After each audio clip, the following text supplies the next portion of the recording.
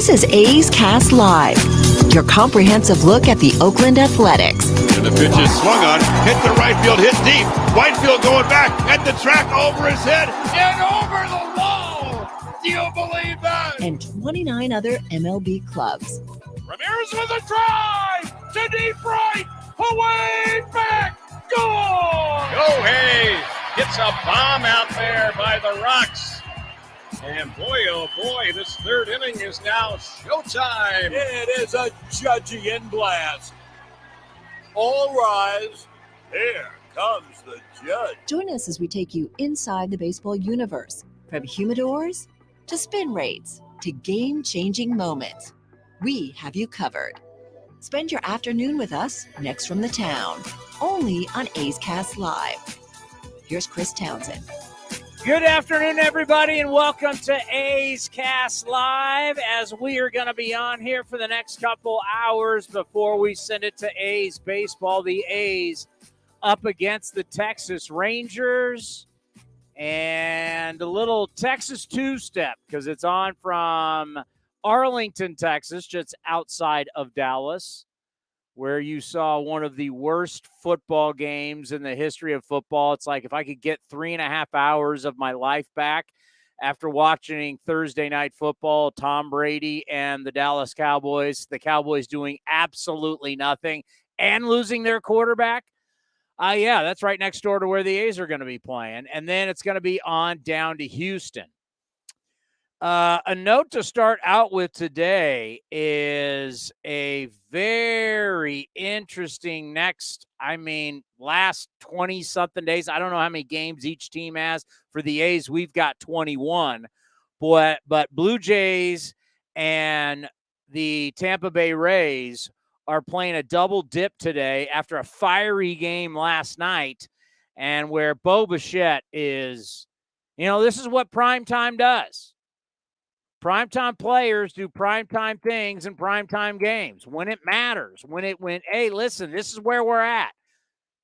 We need people to step up if we're going to track down the Yankees. And today it was the Rays taking game one. They still have like 10 games. Well, going in today, they had like 10 games left against each other. But game one earlier today, it was Tampa beating Toronto 4-2. So a huge win for the Rays at the Rogers Center. They got game two coming up here. And you start looking at the standings where we are right now. Seattle has the top wild card and tied now with the Rays after this game. And then you got Toronto, Baltimore just hanging in there. But right now, it's Seattle, Tampa, and Toronto. And can either Tampa or Toronto track down the Yankees for the division? That's what they care about. And in division right now, because obviously this is an early game, the Yankees have a 5.5-game lead on Tampa and a 6-game lead on Toronto. So really, as it has been since the early part of this year, this is all about, let's be honest, about what the Yankees do. The Yankees handle their business, nothing to worry about. Now, if they flounder, they continue to flounder, then okay, what happens with the Rays? What happens with the Blue Jays? The good news for the Yankees is how much the Rays and the Jays are playing against each other down the stretch here. Yeah, and the Yankees are 21-28 in the second half. Not good for the Yankees, who had a terrible 15.5-game lead. At the end of the first half, we're going into the All-Star break, and they blew it. It's not on the 5.5, as you mentioned. The Rays ended up cutting it to 3.5, like a week ago. 5. It was panic mode in New York because they were playing the Rays, and I think they ended up winning the series over the weekend. So I would say it's still panic mode. Oh, yeah. I mean, you're 7 games under in the second half. I mean, the Jets only scored 3 points, and we're now taking receipts. So we'll get into that. One of the great lines. But it's still the Giants. mode. Hey, whoa. Giants, Brian Dable going for 2. The end of the game. Hey, New York football's back, baby. Well, both teams would have to win to be back. Well, the Giants did win. But the Jets did. Oh, the Giants. So if you're going to say New York football's back, they both got to be back. Oh, yeah, they do play. Both play at the Meadowlands in, wait for it, New Jersey. Last time I checked. I've been there. I will verify it for you. It's awful. Stadium's beautiful. It's a $3 billion, whatever it is. But you're out on the marshes. You're right across from New York. The Hudson separates you. And the wind blows the entire game, and it's miserable. I can't imagine spending that kind of money to go to those 8 games. I can verify being on the sidelines at that stadium. What's it called now? Isn't it MetLife Stadium? Is it still MetLife? I think it's still MetLife. I don't. They all changed. I mean, what did Seattle used to be? Seattle was wasn't it the Link? The Link. Now it's Lumen Field. Like last night I'm watching, I'm like, going, are they got a new name? I mean, you never know year to year what the name of the stadium is going to be. Hell, Heinz Field is no longer Heinz Field. It's Sleeve. I don't know how to say it. It's some insurance company from Michigan that took over. It's not the ketchup bottle anymore? No, it's a company from you're telling me you couldn't get Primanti Brothers or any Pittsburgh-based company to take the naming rights. You had to outsource it to a Michigan law firm or whatever they are. I have not. Like, I still see on our stuff, whenever like we're playing on certain things, like whether you're like on MLB app or you get notes or whatever, it'll say Ring Central Coliseum. I've never even said Ring Central Coliseum. Well, we are. I mean, we have the branding on the stadium, on the field. There's nothing that we produce that says Ring Central. No, not usually, except for the spots we play in Ace Cast Live. Really? We have spots. There's a Ring Central one, yeah. I've never said. No one's ever told me I have to say it. And my office line that I've never once checked in my entire life with the A's is through Ring Central. I don't even have an office line. I didn't know I had one either until I started getting emails about people leaving me voicemails. Hey, let's be honest. I talk more about the A's than any human being alive. That's a fact. And I don't say Ring Central, or do I have a Ring Central phone, or do I have an office? Do we even have an office in the offices at the – wait a minute. The A's have 2 offices. The A's have an office at the Coliseum, and they got one. Technically 2.5 if you count the half of the Oakland Arena. So we got 3 offices, Jack London, half at the arena. And the Coliseum. Do you even call the one of the Coliseum? That's our main office. Let's just call those 2 one. That's our main office. Let's just call the arena, ballpark. Let's just call that one. So we have 2 offices. We don't have a desk at one? I have a desk now finally at the Jack London office. Do you really? You have a desk? I'm in there almost as much as you are. I haven't been there. I've been there twice. When was it? 3 times, I think, in the last month or 2. We're always at the Coliseum. We're here. I haven't been there since the pandemic. Prior to this year, I hadn't been either. So I haven't been there since 2019. Nobody cares, but There you go. Do I have it? We got to get – God, you sent me a great article, and I left it. How about I give you the guess first? Yeah, give me who we got. So we honor Dave Stewart, retired jersey on Sunday. We have – Bob Kendrick, the president of the Negro Leagues Baseball Museum, who was at the ceremony. He'll be on at 3 o'clock. And the man himself, Dave Stewart, will be here at 3:30. He told me he's in his office in Nashville. So he's working to get that major league team in Nashville. So talk to Stu from Nashville. Well, I got to tell you, I've been a part of a lot of ceremonies. This ceremony that happened on Sunday was really special. And kudos to the A's for really doing it right. And I don't know. Everybody views things differently. Everybody takes these experiences and they mean to you different than they do other people. Now, one thing that I do know is that everybody had the reaction that this was beautiful, that this was great, that it was well done. The whole thing was just fantastic.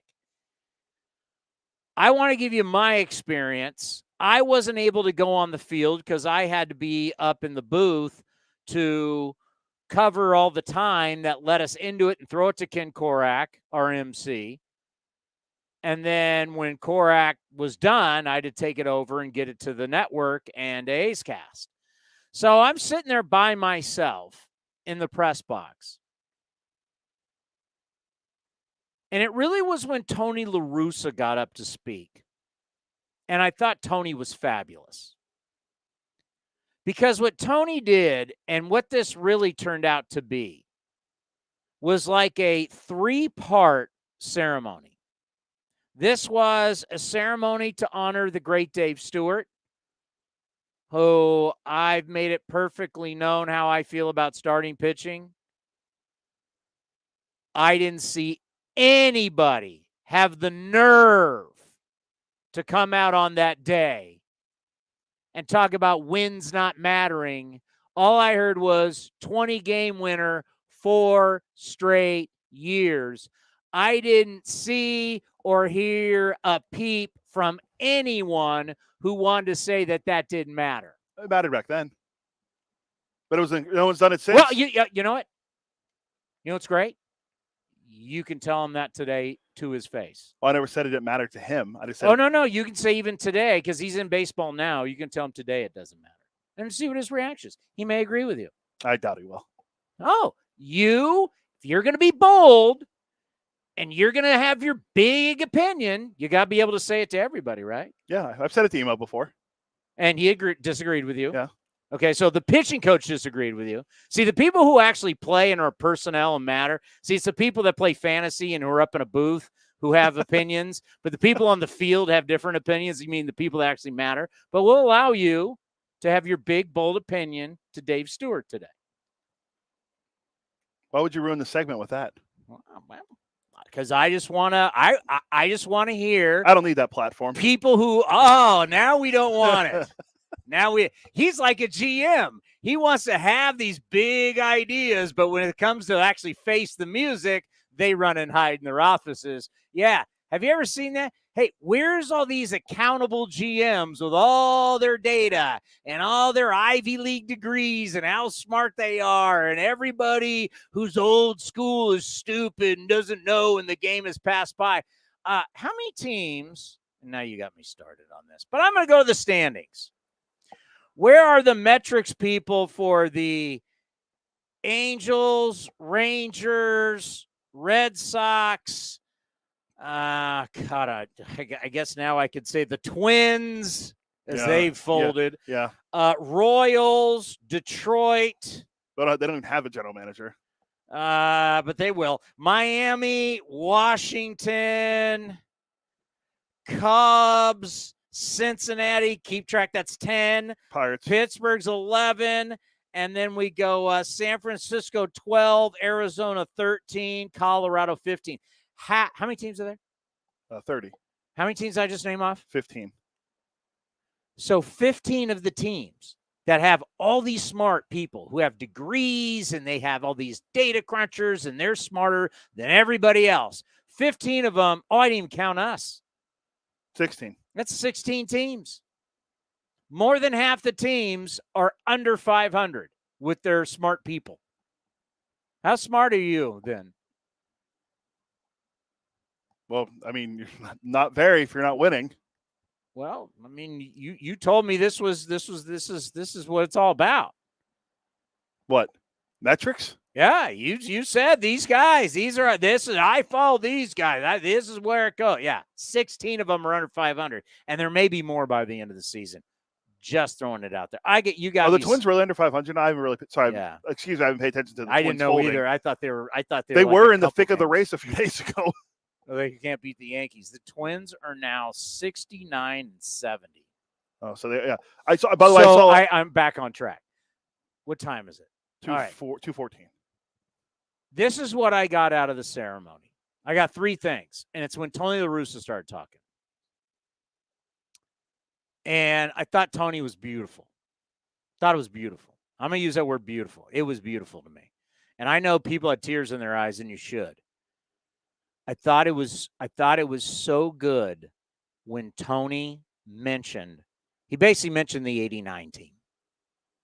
Coaches, players who couldn't be there, and players who are no longer with us. And as I'm watching this, I realize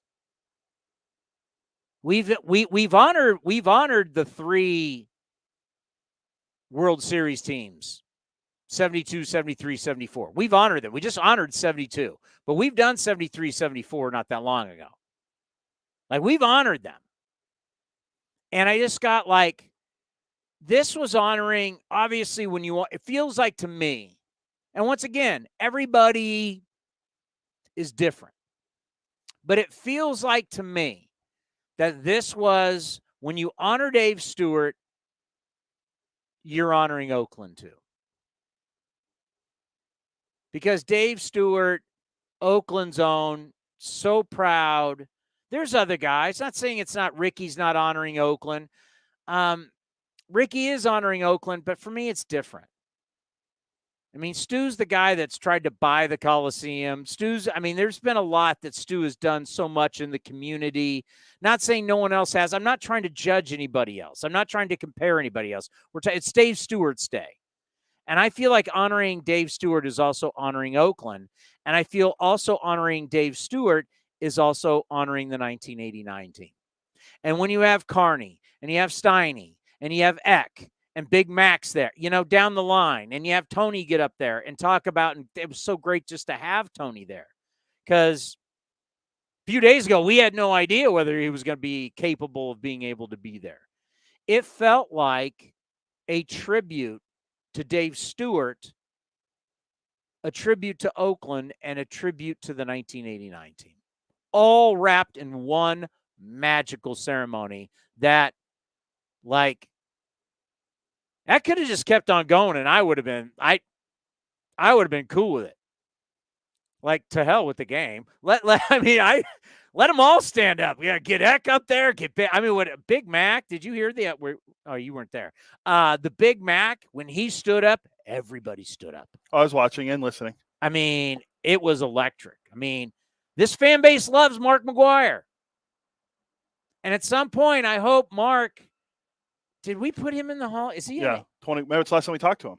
2019. I remember we talked to him. So yeah, he was going he went into the A's Hall of Fame in 2019. We've put so many guys in.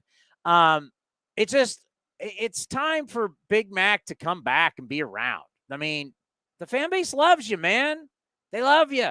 You love them. They love you. Let's go. Let's get them around more. But it was just, it was such a feel-good moment. And then the A's go out and win. You got 21 games left. The main number is, countdown is 12. We should I didn't even think about it till now. Maybe we can actually do it during the show. Put the number 12 right here.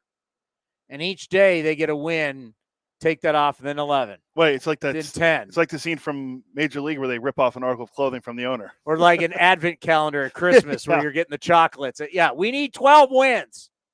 12 wins to not get 100 losses. Also, even shoot one higher, go 5 wins, and you won't have the worst record in Oakland A's history either. I think 12. Yeah, you want to avoid 100 losses because they've only lost 100 once. In 1979. Where were you? -9 years old. My dad didn't even graduate high school yet. I was 9 years old, so I don't remember it. That was actually 1979 for me as a sports fan is that's the first Super Bowl I remember.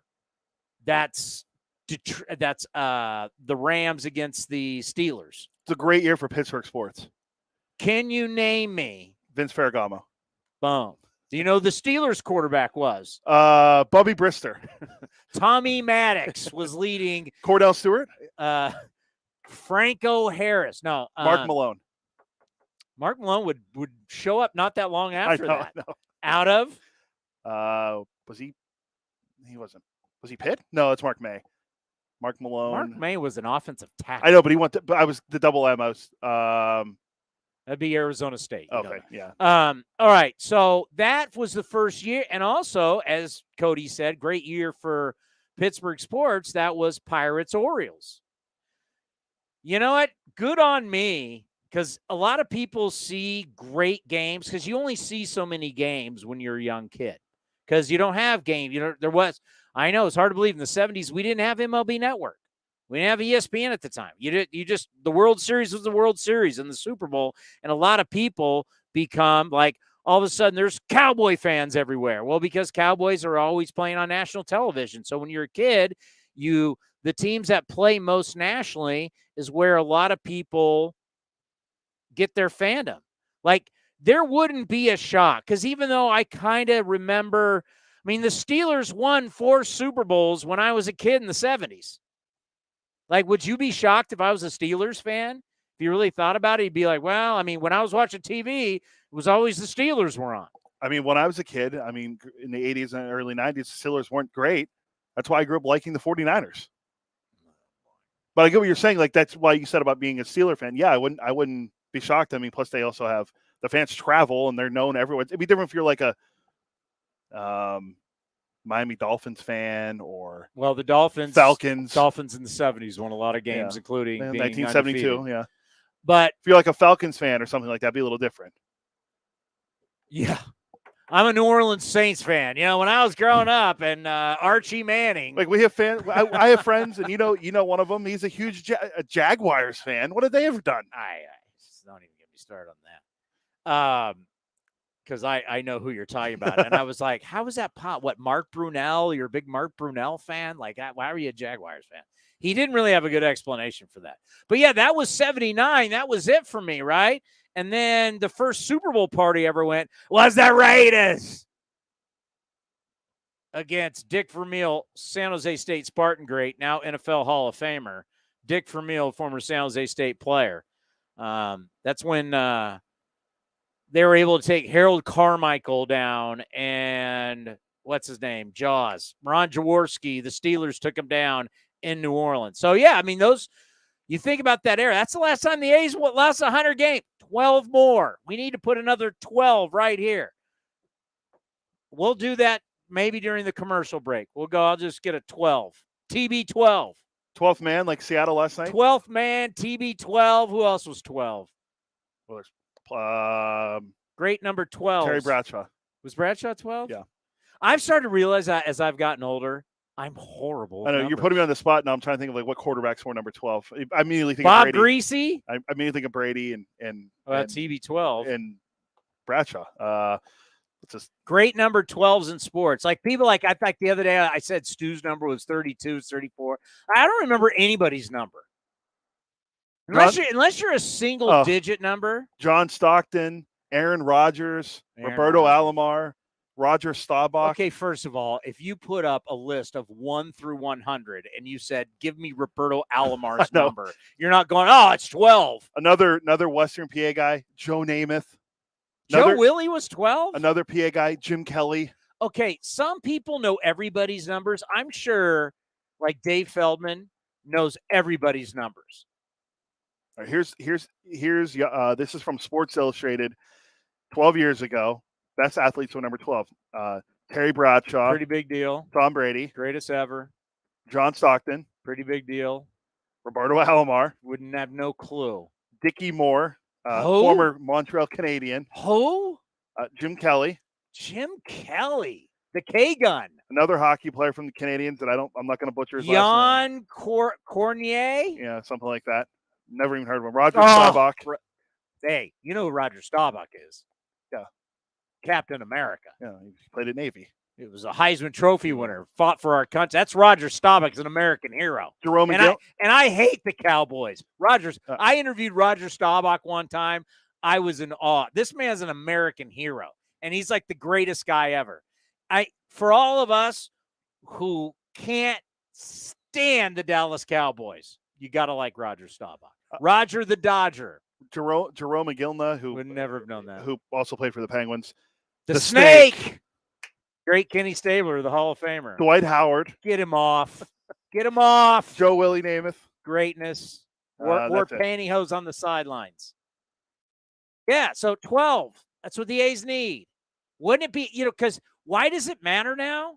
It matters because we're already 16.5% to get the number 1 pick. With the Pirates and the Nats. So it doesn't matter anymore. You got to have the worst record. Or I would be doing what we saw. Who was in town on Saturday? The White Sox? Who was in town on Saturday? There was a saying about him and getting the first pick in the draft. It was pretty big around here. Everybody was saying it over and over and over. Suck for luck. Suck for luck. Andrew Luck was in town. He was. As the Trojans are back, and they rolled the Stanford Cardinal. Luck was in town. Suck for luck. There's no more suck for luck. It's now a situation to where, because we're seeing all these great young players that keep coming up, and it's a lotto. So you want to be bad. If you're going to be bad, you want to be bad. You want to be one of the 3 worst, so you got 16.5%. That's what you want. Yeah, Dylan Cruz is one of the guys that could be one of the top picks in the draft. Hey, the A's need outfielders in the system. I don't care who it is. Well, I do care who it is, but just don't take a catcher. Whatever you do not take a catcher. Whether you get the first pick, the second pick, the third pick, the sixth pick, do not pick another catcher. Do not don't go with best player on the board. If the best player on the board at that point is a catcher, do not draft it. Shea Langoliers, back in Texas. Great story, right?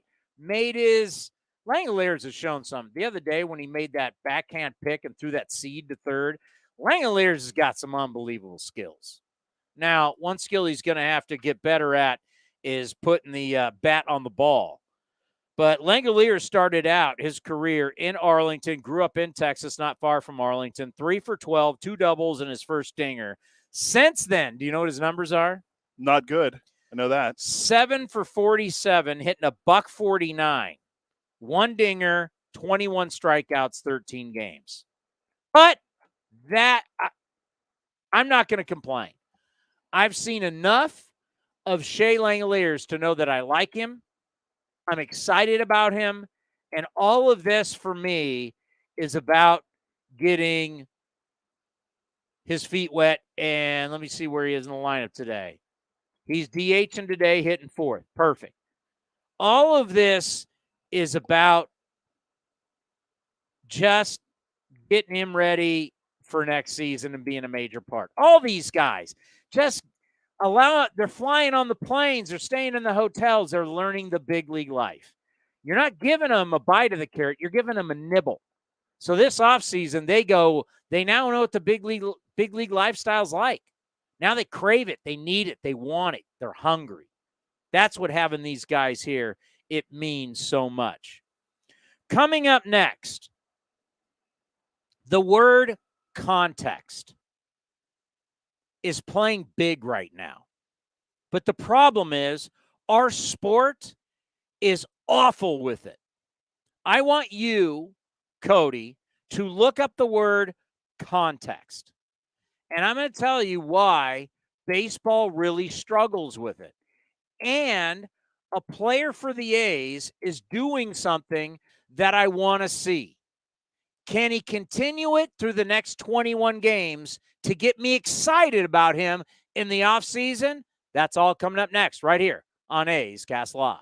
The Coliseum has gone by many names, but none better than the Last Dive Bar. Hi, everyone. Ken Korak here, and my friends at Last Dive Bar are helping us celebrate our longtime home. Last Dive Bar has the most unique merchandise for all Oakland baseball fans. T-shirts, sweatshirts, the Ray Fosse line, and my personal favorite, the lights have taken full effect. Visit their website at lastdivebar.com or follow them on social media at Last Dive Bar. All proceeds are invested back into the A's Community Fund and their affiliated charities. Go to lastdivebar.com. That's lastdivebar.com. The Eno Sarah Show is sponsored by Fieldwork Brewing Company. With 8 taproom locations in Northern California, Fieldwork brings you fresh craft beer direct from the source.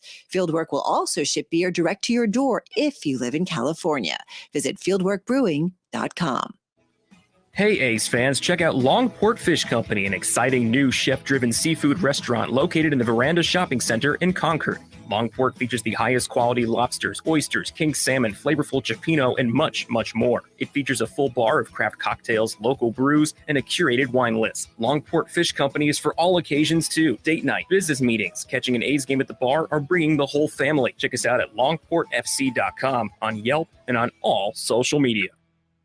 Humanity has accomplished a whole lot so far. We created penicillin, the automobile, and the internet, not to mention drones, duct tape, and the hot dog. It's all thanks to the power of human connections. And Ring Central's here to make that even easier, more seamlessly and securely, on a platform built to grow your business. Say hello to a whole new way to say hello. Visit ringcentral.com and say hello to possibilities. Ring Central. Message, video, phone, together. Some things just go together. Peanut butter and jelly, cookies and milk, Oakland and Kaiser Permanente. If that last one caught you off guard, it shouldn't, because Kaiser Permanente has been helping keep Oakland healthy since our very beginning. And as the official healthcare partner of the Oakland A's, that won't be changing anytime soon.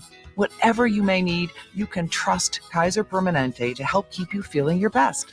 Kaiser Permanente. Thrive. Visit kp.org today. Coming in at 5'3", it's number one mom. She switched to Xfinity and got the all-new 3-for-1 bundle. Unlimited internet, streaming, and Xfinity Mobile. All for what you could pay wireless companies for just one 5G unlimited line. Boom shakalaka. Go to Xfinity.com/3-for-1, call 1-800-XFINITY, or visit an Xfinity store today.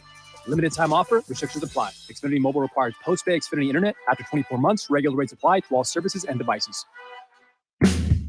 This is Chris Townsend for the Chicken Pie Shop of Walnut Creek. Great news! Our indoor dining is back, along with our beautiful patio dining. Come taste our world-famous chicken pie that has been served in Southern California for 83 years. The Chicken Pie Shop of Walnut Creek has one of the most dynamic menus, plus a full bar. Pot pies, gourmet burgers, sandwiches, salads, flatbreads, and more. Don't forget, we still do takeout and delivery. For all the information, go to chickenpieshopwc.com. That's chickenpieshopwc.com.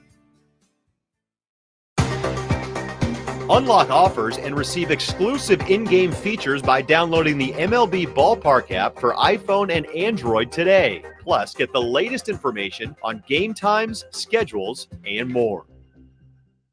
Join the A's and celebrate the Bay. Your Oakland Athletics kick off a 3-game set against the Mets Friday, September 23rd with a special post-game fireworks show featuring the Bay Area's best hits. Throws and it's swung and hit the right field, deep in the corner, and that's going to be gone, and it's back to back to back.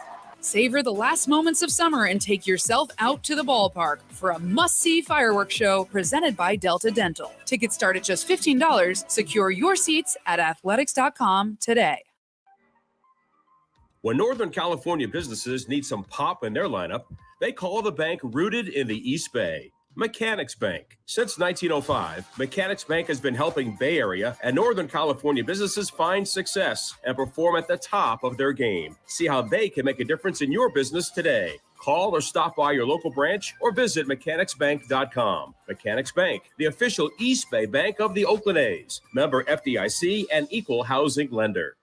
Hey A's fans, we've got a great deal for you. Get 4 tickets and parking for all Friday night games starting at just $39. Pick from great matchups, post-game fireworks and drone shows, giveaways, and more. Outside corner, ring him up. And Eaton can't believe it. Grab the crew and head to the Coliseum with friends and family any Friday night this season. 4 tickets and parking starting at just $39 for the whole group. Tickets are available at athletics.com. That's athletics.com. If you're looking for a new mattress, Nest Bedding has you covered. Sleep on the same mattress Hall of Famer Ricky Henderson sleeps on. Nest Bedding is a national brand with family-owned prices and service. You can shop at one of their Bay Area locations, and all stores are sanitized and safe, or you can navigate their easy-to-use website, nestbedding.com. That's nestbedding.com. Green and gold fans, use the coupon code Oakland and you'll get 10% off your entire order. Nest Bedding, love where you sleep. A's Cast Live continues from the town. Here's Chris Townsend. All righty. I got my computer back. I'm back in business. And Cody has put a great show together today as I can now bring up the playbook. And I can't wait to talk to Bob Kendrick, president of the Negro League Museum in Kansas City. Yes, I have been there, and it is phenomenal. And not only will we talk about Dave Stewart, when do we officially announce the winner of the Roberto Clemente Award? I know we give it to the guy during the World Series. Let me look. Don't we know before? It's already announced who wins it. That's how the guy is there. They don't have like a bunch of guys there and then announce it. I'm trying to see when we do that. It's a good question. So we'll also, like, they do specials throughout the year. So we'll figure out what they're doing here in the fall and then into the winter at the Negro League Museum. And then the great Dave Stewart, in his office in Nashville. Stu's getting a Major League Baseball team in Nashville, if you don't know that. So his legacy in baseball is going to go far beyond just a great pitcher.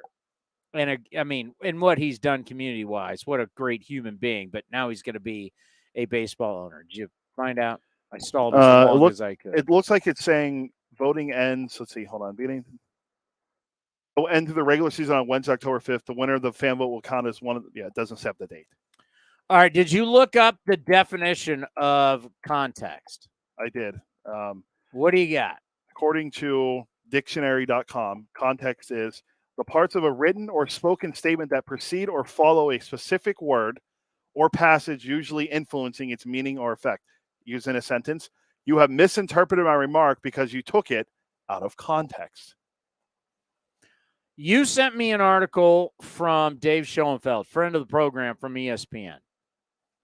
And it is an article that is giving you through the numbers how amazing Aaron Judge has been this year. He's been amazing. He just hasn't been amazing.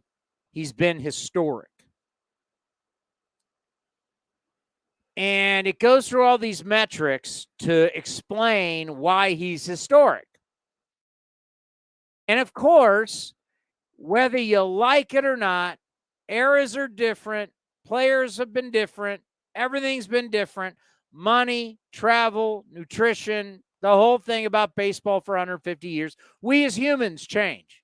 It's bottom line. But no matter how you slice it, how you dice it, there's still one guy that's at the top of the heap of everything you put out there. You can take whatever mathematical equation and put it all together, and who's always at the top? There's one guy. And no, it's not Mike Trout. It's not Mike Trout. And this guy, they didn't have steroids when he played. Now, there's people that crap on a bunch of different things about when he played, but the numbers are the numbers. And no matter what's happened in life since he played, you can't take him down. You just can't. That player is George Herman Ruth. You just can't. Also known as Babe. Like, I honestly think that there were a lot of people who wanted to take down Ruth and said, we're going to get into the metrics. And then they started doing all the metrics, and I realized, yeah, he's the best WAR guy. Yeah, he's best weighted runs created plus guy. He's the best. Everything you put out there, he ends up being number one. Yeah. Had a nice little career. I mean, it's like literally like, I bet they thought Bonds will take him down in weighted runs created plus because this is the new isolated this. Expected this. I mean, he's tops of everything. You just can't take his numbers down. The only knocks I ever hear about Babe Ruth, well, he didn't face the pitching the guys have now. Sure, whatever. Also, he didn't get 3,000 hits. 714 home runs, a career 342 hitter, 2,214 RBI. He did steal 123 bases, which is pretty impressive. But give him the at-bats. He'd had 1,164 OPS, 206 OPS plus. That's but give him the at-bats. The number of at-bats he had in his career, 8,399.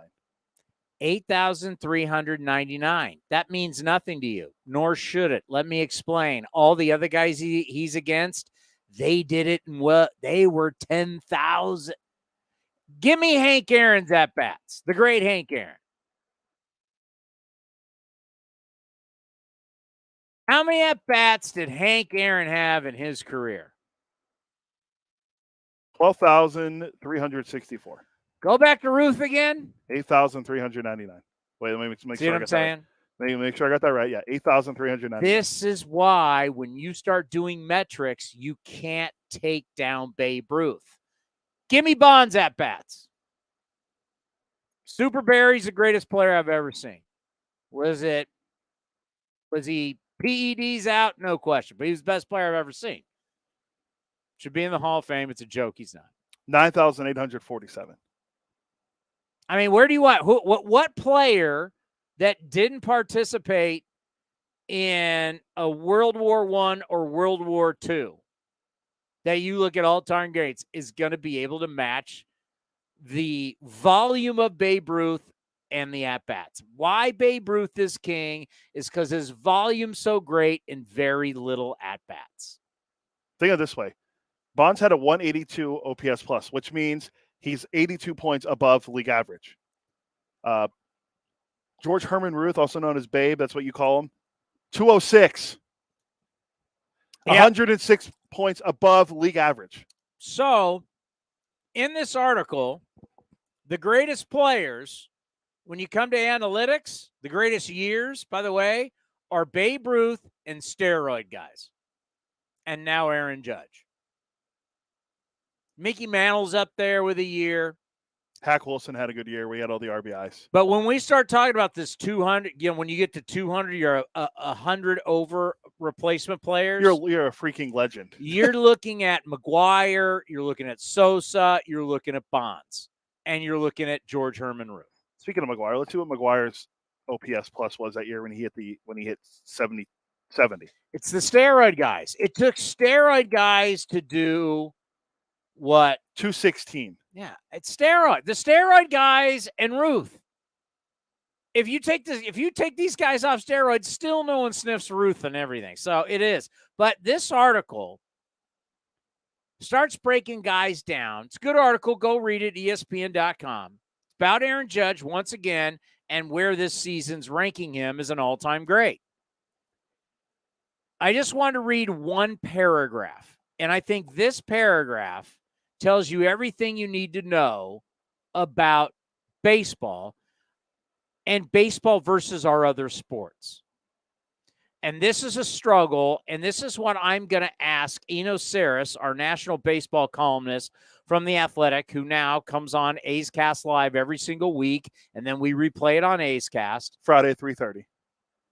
Brought to you by Fieldwork Brewing. I'm going to read you this paragraph. And I think this paragraph says a lot. And I would love to be at a Sabre conference. That would be a Sabermetrics conference. And just read this paragraph. Now, I'm reading. Now, OPS plus and weighted runs created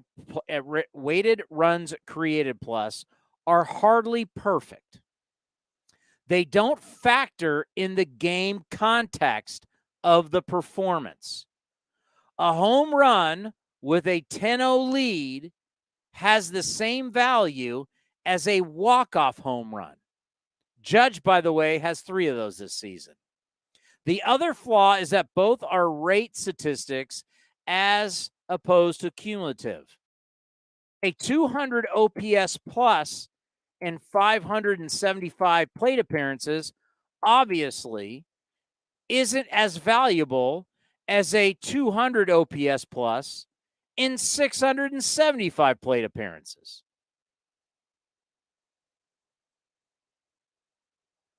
Does that make sense to everybody? What it's saying is we don't have any numbers to say this guy does it when it matters. We just have numbers. We don't know the context of what's going on.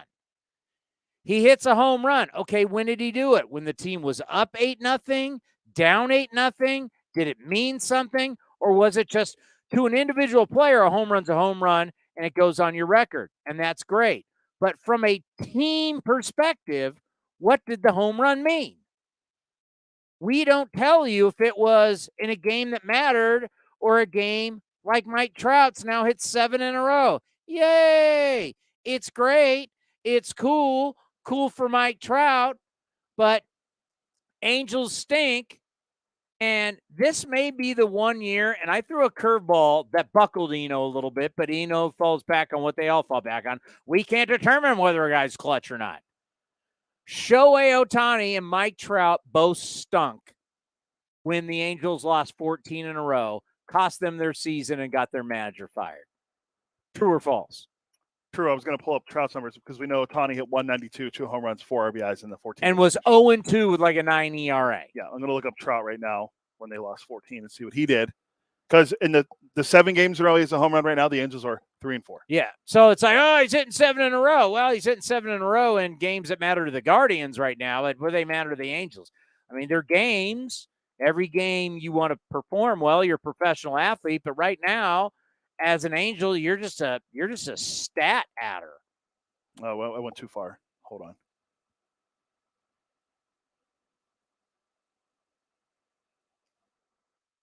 And we're going to get you Mike Trout stats. I know it's Baseball Reference is very touchy when you go through too many things. Okay, so 14-game losing streak. So Trout, because I don't think he didn't play in one of the games. And the 13 games he played when they went 0-13 when he played, he hit 152, 2 home runs, 4 RBI. Do I rest my case, counselor? 17 strikeouts and 46 at bats. They lost 14 in a row. He hit 152. They lost 4 during that time. Whether he played in every game or not, I'm just telling you, they lost 4. The Angels, we were bragging, not us, but baseball was bragging. We're finally going to get Ohtani and Trout in the playoffs. We're finally going to get it. It's the greatest thing for baseball. These two monsters, as D-Row called them today, the manager of your not your Olympic team, but your World Baseball Classic team. These are two monsters. Well, you're two monsters when you lost 14 in a row and got your manager fired, the guy who's like a lifetime Angel, loves the Angels, Joe Madden, Trout hit $152. Ohtani hit what, 198? I think it was 192. 192, $152 and 198. 4 total home runs, and I think it was 6 RBI. And Ohtani went 0-2 with like a 9 ERA in his 2 starts. Yeah. Well, sorry, it was 8 RBI. They each had 4 RBI in that span. I can say that these two monsters, when their team needed the most, they gagged. They played bad. But baseball people don't want it. Well, yeah. Now there's a lot of that goes into that. When the Yankees were falling, judge it. Can't we just stick to judging these guys? Can I stick to judging these guys? Because let me tell you something. The Yankees would have lost 14 in a row. The panic that would have been going on, the national hysteria, the pressure's not there in Anaheim. They lost 14 in a row. Manager got fired. Move on. But now they're out of it. No, Ohtani strikes out. Ohtani had 5. It went like 5 1/3 the other night. People were like, ooh. Now Ohtani hits a couple home runs. Ooh, Trout hits 7 home runs. Ooh, where were you when your team was at the top? Where were you when you were fighting to stay in first place earlier in the season and set yourself for a summer of fun? One guy hit 192, the other hit 152, and the manager got fired. Everybody forgets that. So that's our problem. We have no context. We need to figure out a way. Like, we understand that in other sports, certain guys do certain things, and we call them clutch performers. We call them prime time performers. For instance, baseball people will tell you that doesn't exist. What would Golden State Warrior people say about Klay Thompson and Steph Curry? They're clutch and they're winners. But in baseball, that doesn't exist. Okay. Tom Brady. He might be the most clutch athlete we've ever seen. But if he was a baseball player, they'd tell you clutch doesn't exist. Same thing with Michael Jordan. Michael Jordan was very clutch also. Last time I checked, I saw those NBA Finals games, those playoff games. He had a couple of big game winners against Utah. Jack Nicklaus and Tiger Woods in major championships. Clutch also. I mean, how many clutch goaltending have we seen in the NHL and the Stanley Cup playoffs? Patrick Waugh. Every year there's a clutch goalie. Every year. So, but in other sports, we embrace it. We talk about it. We love it. But in baseball, they want to tell us it doesn't exist. Forget what Derek Jeter rose his game up in postseason and especially World Series play. Same with Ortiz. Yeah, same with Ortiz. That's why I want to say, that's why, I want Eno to come up, we need to figure out, like, how do we really judge these guys? You want me to get, like, MLB Network's going to break away. What time do the Angels play? They're in Cleveland, so I'm assuming probably 4:05. Angels are breaking away for every at-bat. Every at-bat, because he's trying to tie Griffey, Mattingly, and who's the other one? Oh, it was I have it on here. It was a Pirate. It was a Dale Long. So let me make sure I have it right here. It was Dale Long, Mattingly, and Griffey. Griffey did it in 93, Mattingly did it in 87, and Dale Long did it in 1956. Cool. Great. Individual thing. Like, what does it matter? Like, it's cool, but it means nothing in the big picture. It's about context. And you know what? I hate to say it, partner, but you contribute to it because you love saying, well, it's not his fault. How many times are we the only sport that loves to say to everybody it's not his fault? Because even like in the NBA, you can be a guy that scores points on a bad team. Hollywood Ron Harper with the Los Angeles Clippers, if you remember back, before he'd go to the Bulls and win championships. It was amazing. Hollywood Ron Harper. Never heard him called Hollywood. Check. Playing at the LA Coliseum. Do you even remember that? Down in right next to USC, the LA Coliseum, that horrible arena. Well, I know what it is, but I didn't know he played it. Look up Hollywood Ron Harper with the Clippers. Go look at his basketball. I'm trying to see if that's really his nickname. It doesn't. Oh, Hollywood is on there. Ohio Flyer. Don't doubt my Clipper knowledge. Your knowledge of Miami University legend Ron Harper. Did not know they went to Miami University. Was that Miami? Is that Florida or Miami of Ohio?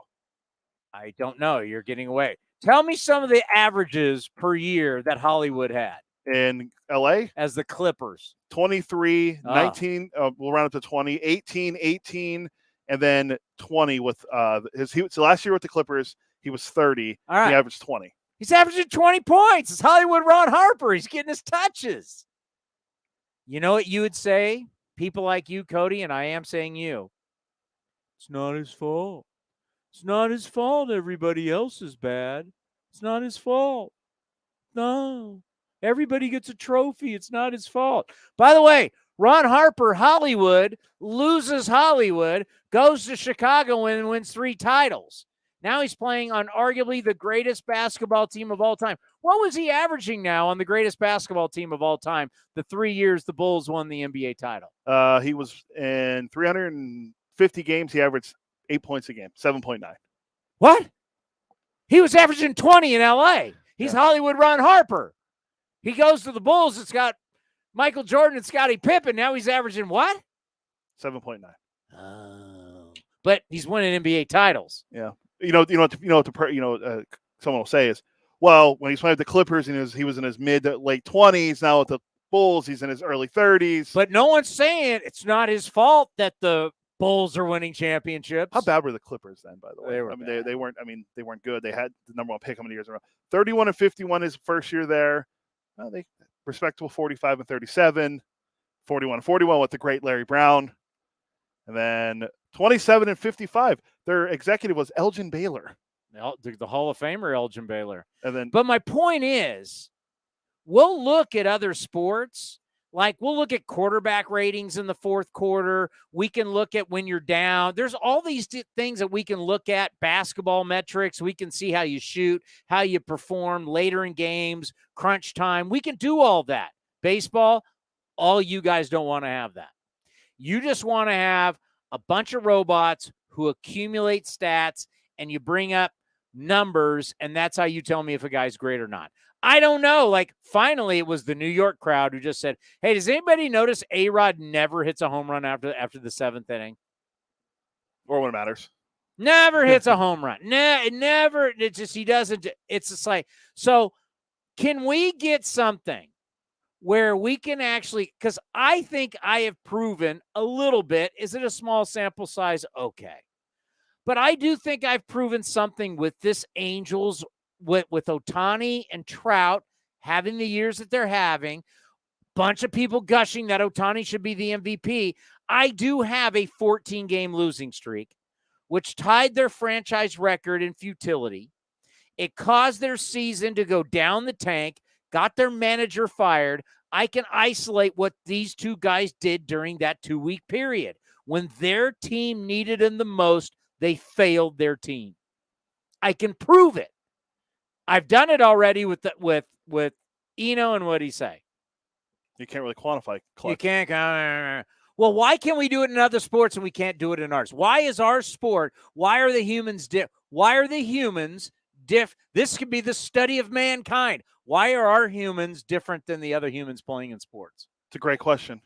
Because I'm pulling up an example right now for you. You mentioned how Trout and Ohtani didn't show up. Everyone gets on Aaron Judge. Judge isn't helping the Yankees win.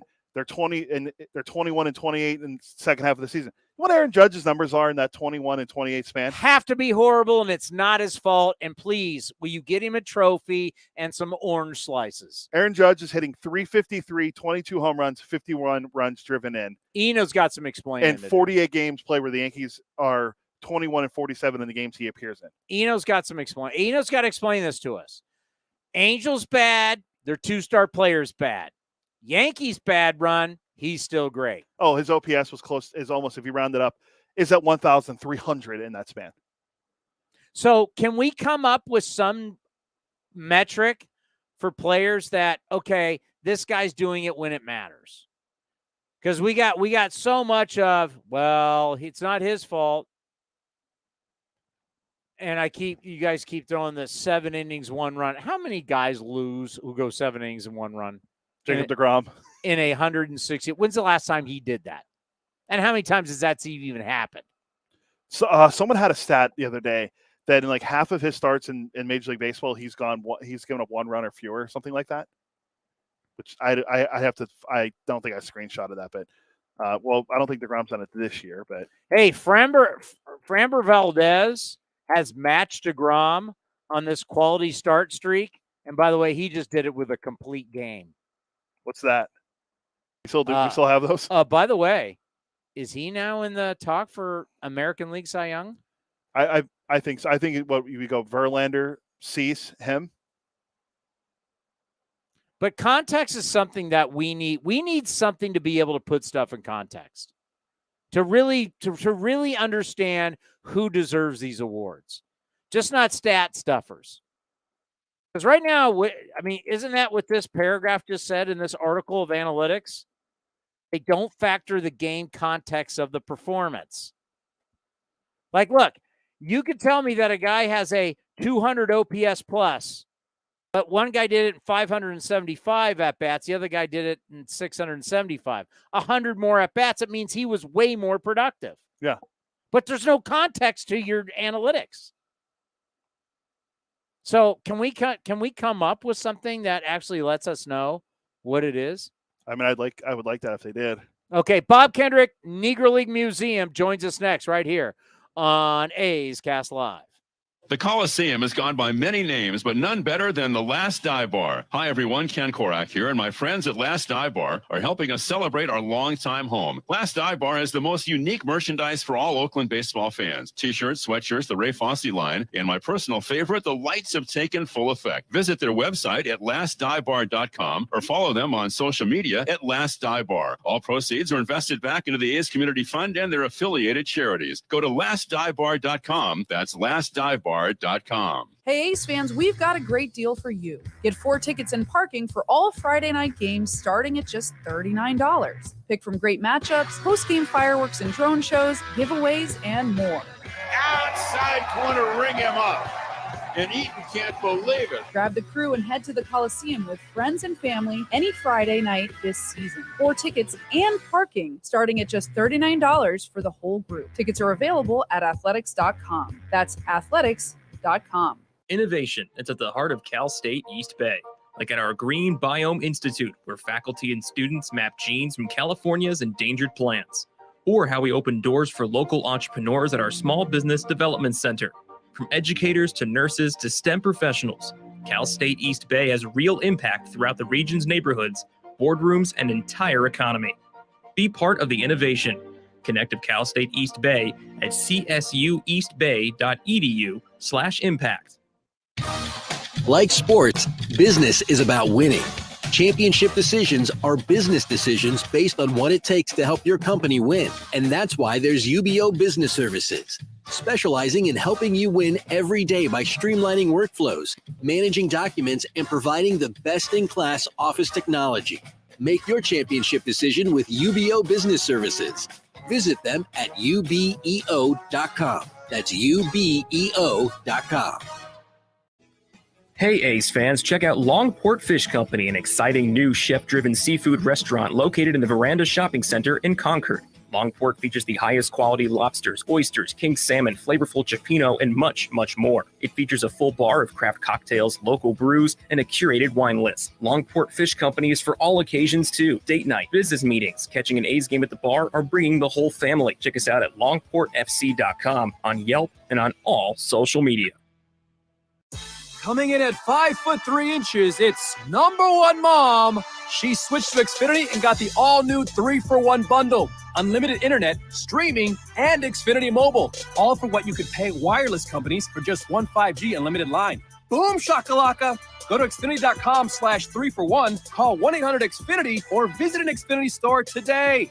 Limited time offer. Restrictions apply. Xfinity Mobile requires post-pay Xfinity internet. After 24 months, regular rates apply to all services and devices.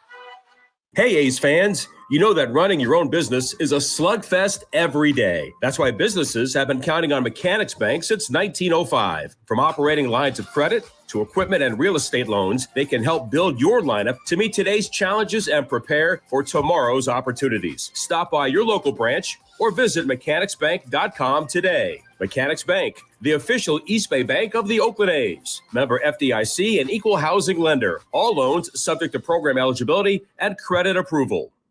Some things just go together. Peanut butter and jelly, cookies and milk, Oakland and Kaiser Permanente. If that last one caught you off guard, it shouldn't, because Kaiser Permanente has been helping keep Oakland healthy since our very beginning. And as the official healthcare partner of the Oakland A's, that won't be changing anytime soon. Whatever you may need, you can trust Kaiser Permanente to help keep you feeling your best. Kaiser Permanente. Thrive. Visit kp.org today. Join the A's and celebrate the Bay. Your Oakland Athletics are back with post-game fireworks featuring the best hits of the Bay Area. Presented by Delta Dental on Friday, September 23rd. Tickets start at just $15 and are available at athletics.com. Humanity has accomplished a whole lot so far. We created penicillin, the automobile, and the internet, not to mention drones, duct tape, and the hot dog. It's all thanks to the power of human connections. And Ring Central's here to make that even easier, more seamlessly and securely, on a platform built to grow your business. Say hello to a whole new way to say hello. Visit ringcentral.com and say hello to possibilities. Ring Central. Message, video, phone, together. Hitting the road with the family. On your way to nonstop adventures. No worries ahead, because you know you can stop at a Chevron station along the way. Get fuel for your car, fuel for your crew. That's Chevron with Techron for unbeatable mileage and snacks for all. Coffee for mom, chips for the kids, cold drinks for dad. You know, for the road ahead. Toss in some laughs, out-of-tune singing, and a zillion "Are we there yet?" And you just made lifelong family memories. Chevron, together ahead. This is Chris Townsend for the Chicken Pie Shop of Walnut Creek. Great news! Our indoor dining is back, along with our beautiful patio dining. Come taste our world-famous chicken pie that has been served in Southern California for 83 years. The Chicken Pie Shop of Walnut Creek has one of the most dynamic menus, plus a full bar. Pot pies, gourmet burgers, sandwiches, salads, flatbreads, and more. Don't forget, we still do takeout and delivery. For all the information, go to chickenpieshopwc.com. That's chickenpieshopwc.com.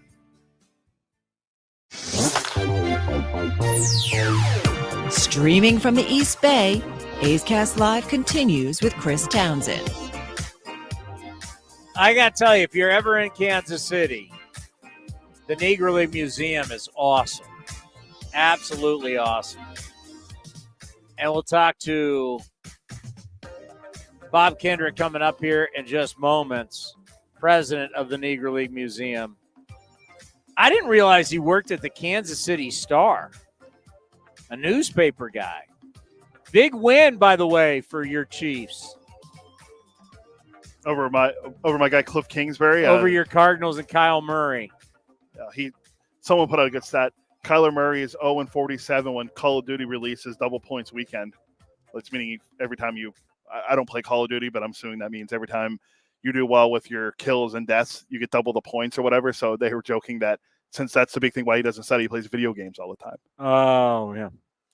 Maybe if he checked the maybe if you check the old tablet and actually went over his playbook. I mean, they did score 21 points, but they also gave up 44. Last time I checked, that's not good. Well, the Kingsbury hire was a big question anyway. Like, he's failed college coach, and now you're going to make him a. Yeah, they went to the playoffs last year. You think you think he's long for the job? I'm not out on Kingsbury yet. Oh wow, I'm a Kingsbury guy. You're a Kingsbury guy? Why? What's he done in his career? I remember I watched him play in college at Texas Tech. He was great at Texas Tech. What do you think he's? I think he could be a great NFL offensive coach. Yeah, but he's a head coach. He is. So yes. as a head coach, your team's got to win games. I know. Well, it doesn't help that his quarterback does a study, apparently. It's not his fault. He picked the quarterback. That's true. He did. He picked him, hand-picked him.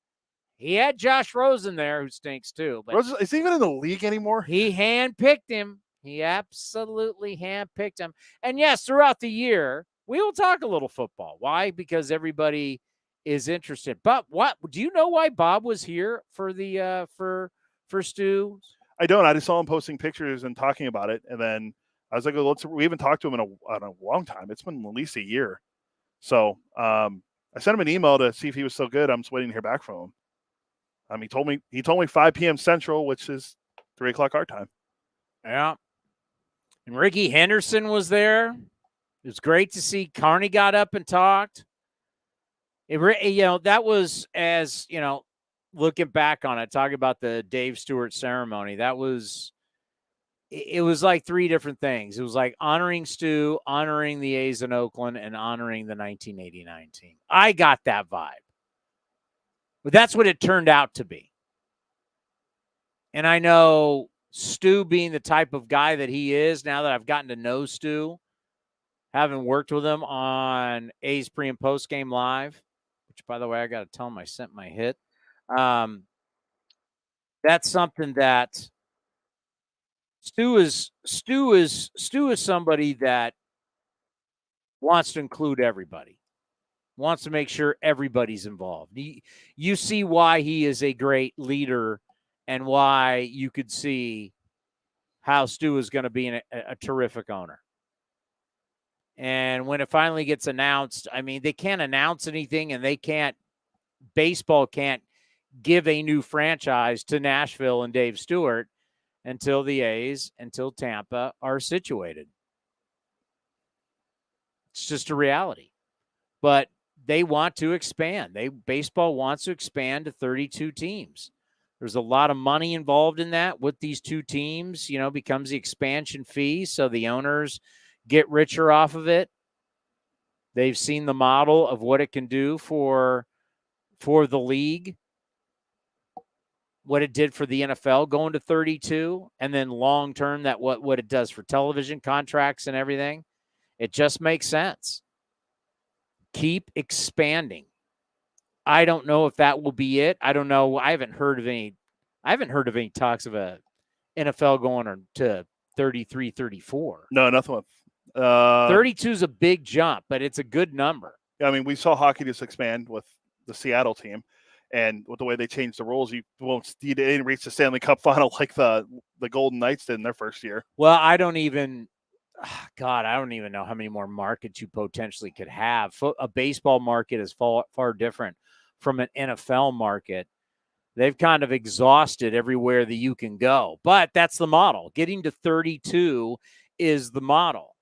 I mean, how cool would that be, Dave Stewart, as the managing general partner of a Major League Baseball team in Nashville, which, as the A's, we should know as well as anybody how popular the Nashville Stars were. And Nashville is a booming place. Nashville, Tennessee. People are moving there every single day.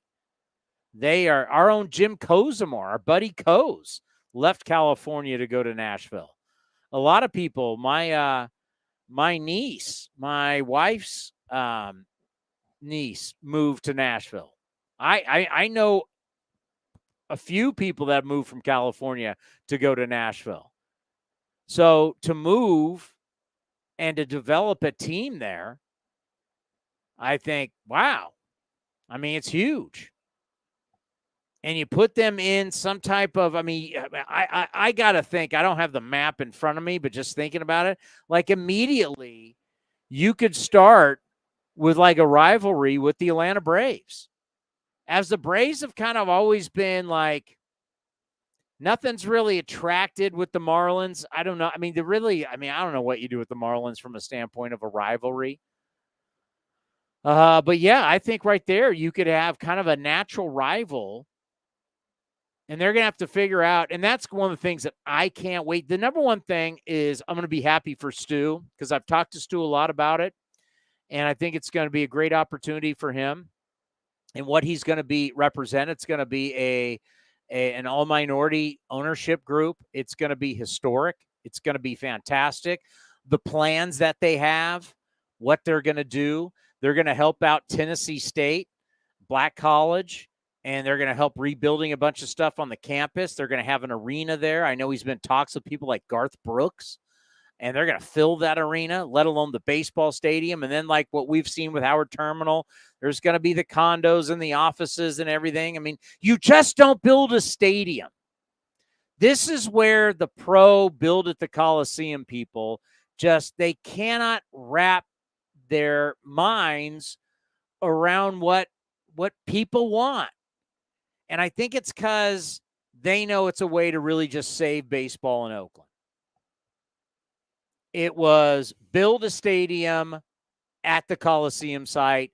It's there. You can do it. Just make it happen. But that was easy for the people who are not putting down the money and the people who don't pay for it. It's what you want. It's what's best, what you think is it's best for what you want. But as Stu is going to show you in Nashville, what we're trying to do at Howard Terminal, you just don't build a ballpark and then have an asphalt stadium. That model is gone. Nobody wants that. I wouldn't want that. If I was a baseball owner and I'm plopping down X amount of whatever it is, over $1 billion, I want a return on my investment other than luxury boxes, tickets, and parking. There's a lot more that goes into it. All you got to do is look across the bay. Look what's happened in San Francisco. Go down to San Diego. Look at Petco Park in downtown San Diego.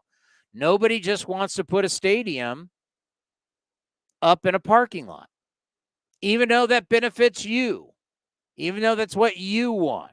Even you think is that the easy thing? Okay, because it's what you've always had.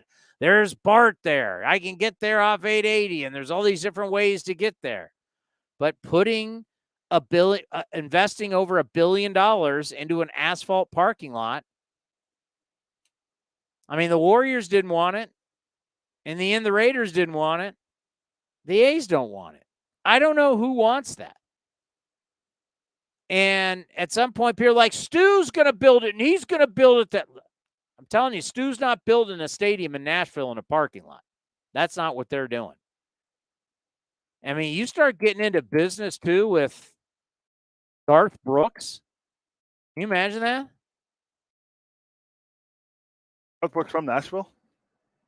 No, country music's in Nashville. I know, but Garth Brooks is from Oklahoma. Oh, that's right. Yeah, all the country people have their record label, their studios. They're all in Nashville. I think Barry Zito lives in Nashville. Yeah. Isn't Justin Timberlake lives in Nashville?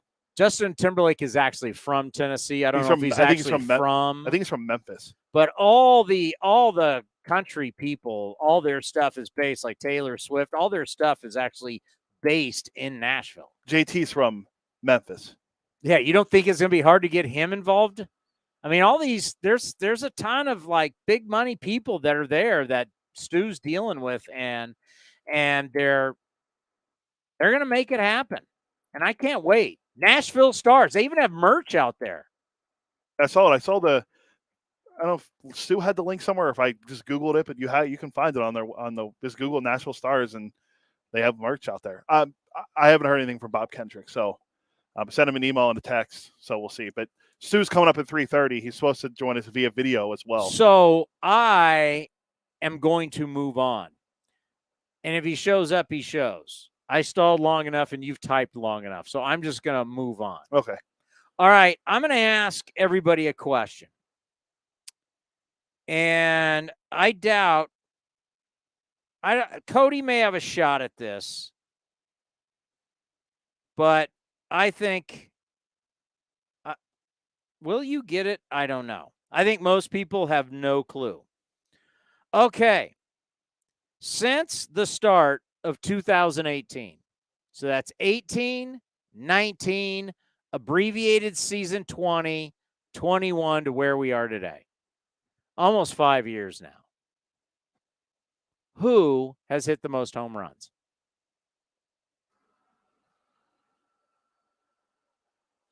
Since 2018, I have hit the most home runs in Major League Baseball.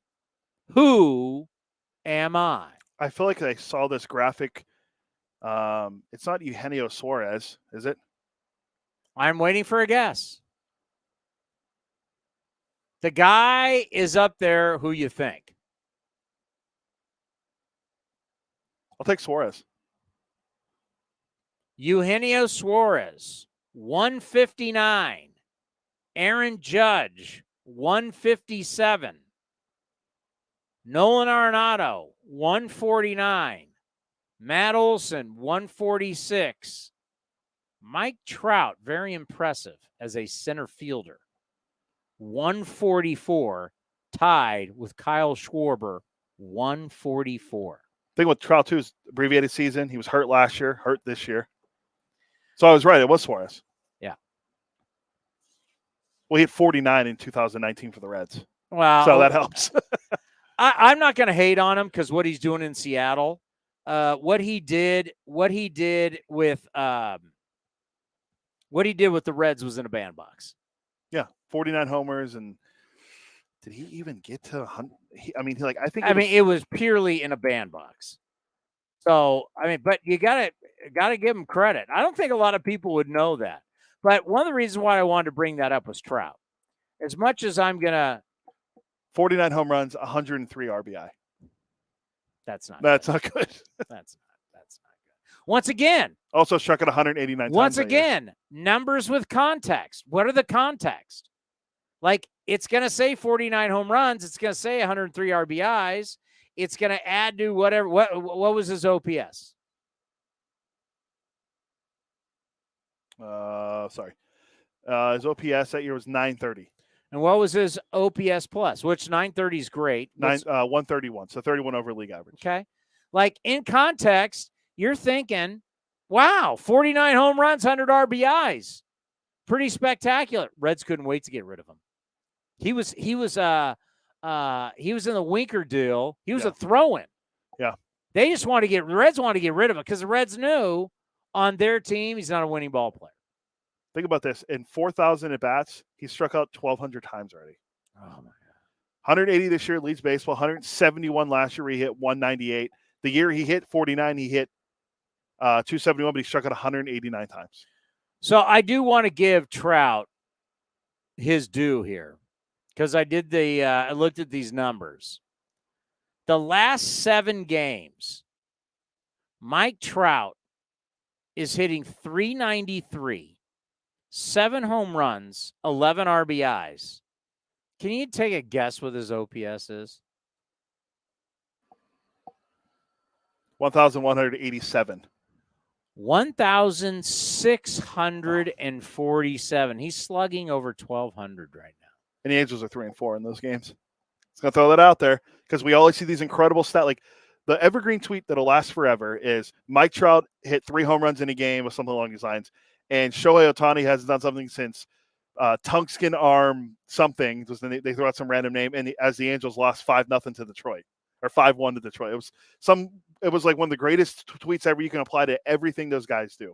But that LPS is incredible. 1,000, what was it? 600? He's got 35 home runs in 100 games.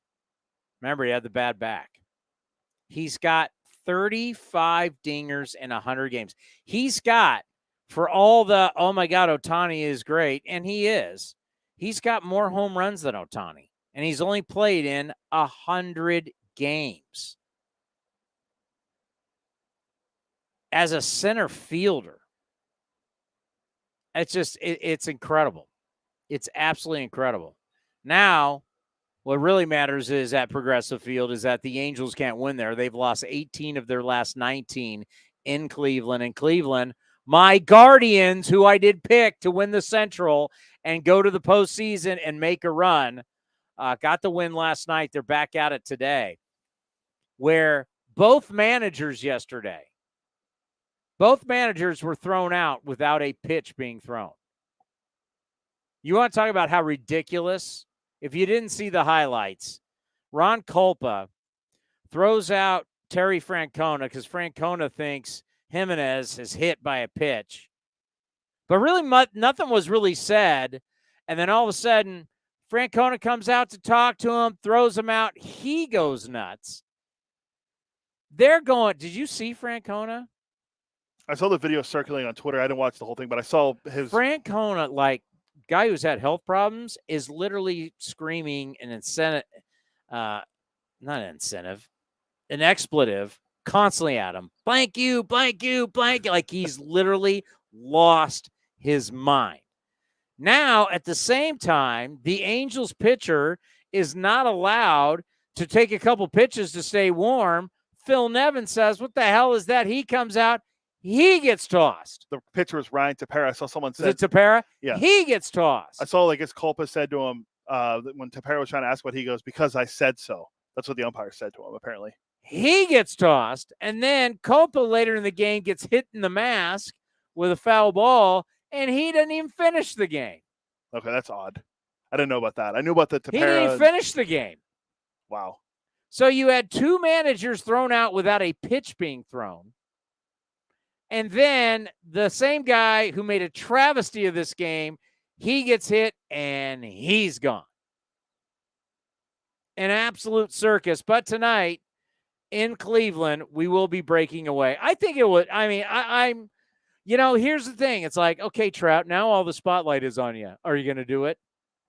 Oh, good question. As we said earlier, all the spotlight was on him earlier this year when they were in first place and they lost 14 straight and he didn't do anything. Here we are again. All the spotlight's on you. Will you make it happen? Before we get to Dave Stewart, because what time are we out of here?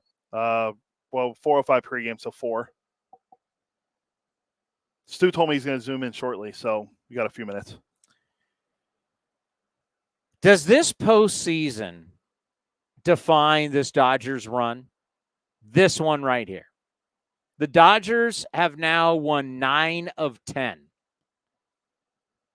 NL West titles, which is incredible. It's a Brave-like run where the Braves won 14 in a row.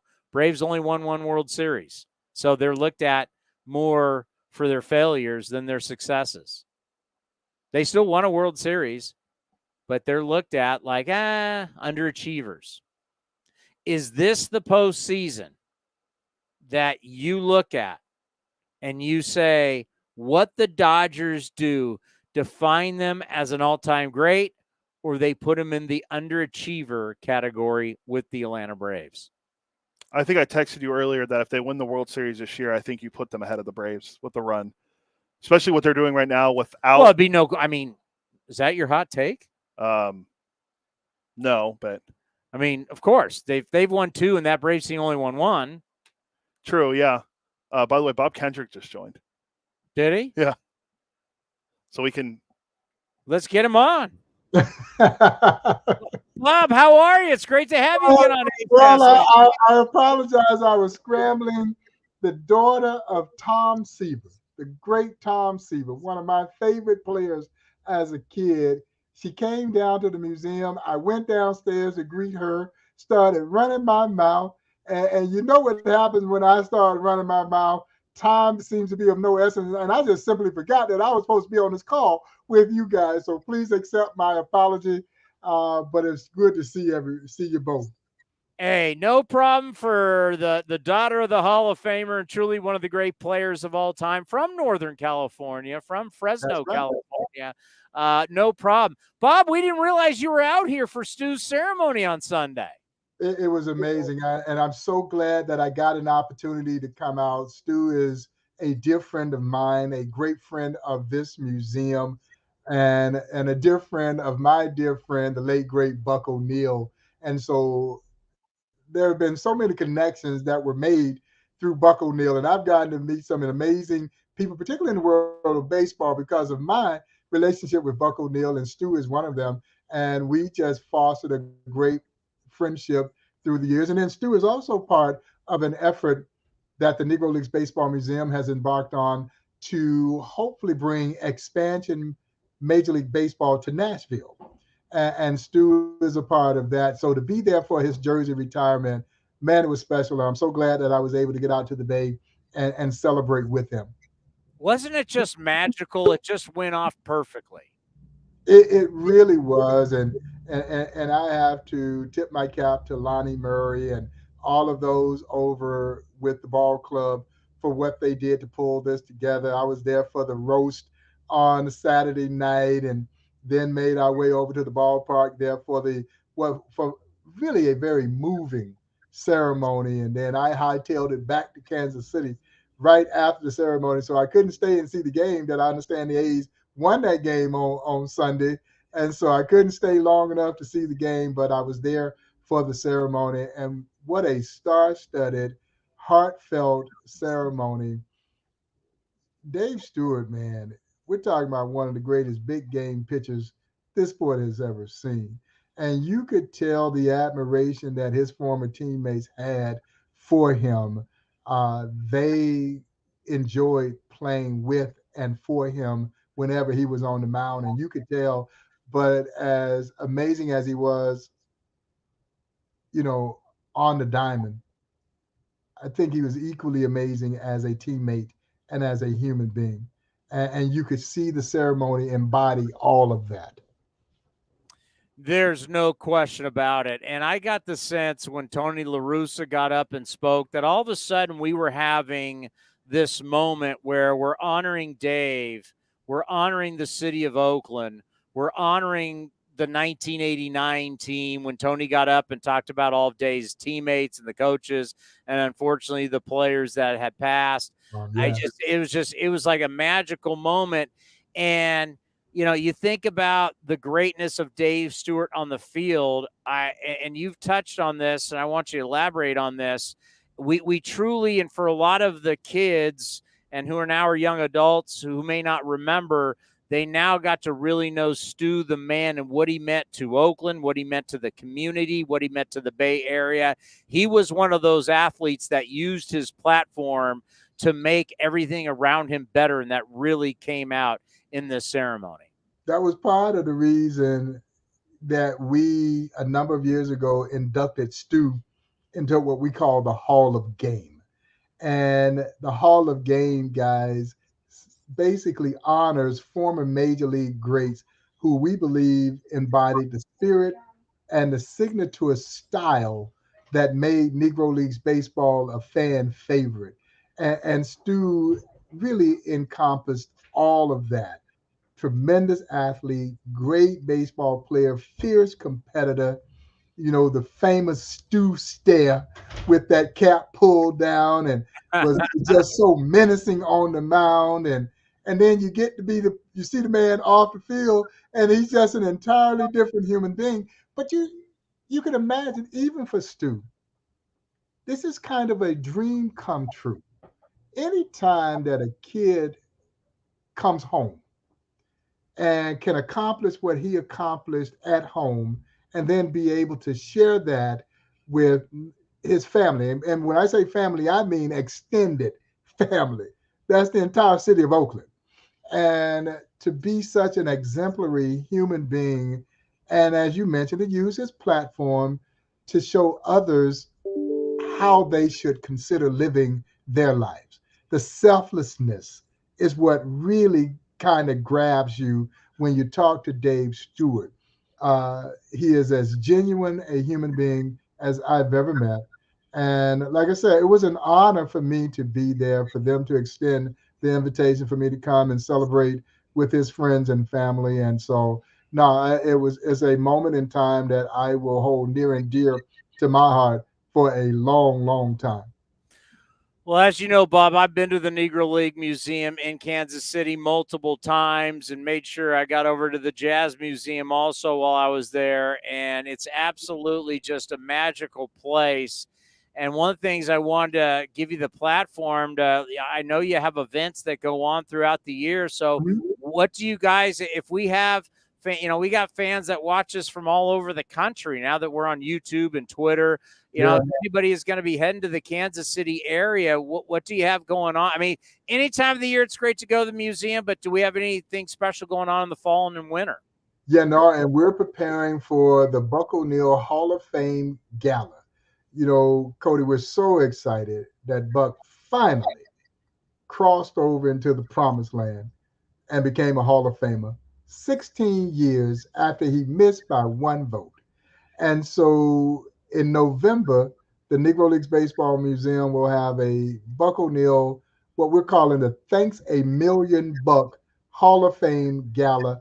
And it will be a star-studded proverbial who's who in the baseball world that we think are going to come out and celebrate with us on Saturday, November the 12th here in Kansas City. Big fundraising effort for the museum. And we'll use the proceeds to help finish the Buck O'Neil Education and Research Center that will be built in the former Paseo YMCA. That building is significant because that building, as you know, is the birthplace of the Negro Leagues. That is where the leagues were formed in 1920. And we're in the process of saving that old historic landmark. We're going to convert it into an education and research center in memory of Buck, and thus go full circle right back to the very building that gave birth to the story that we're now charged with preserving. And I think it's almost fateful that 16 years later, we're able to use Buck O'Neil's Hall of Fame induction, long overdue Hall of Fame induction, as the platform to help his museum grow.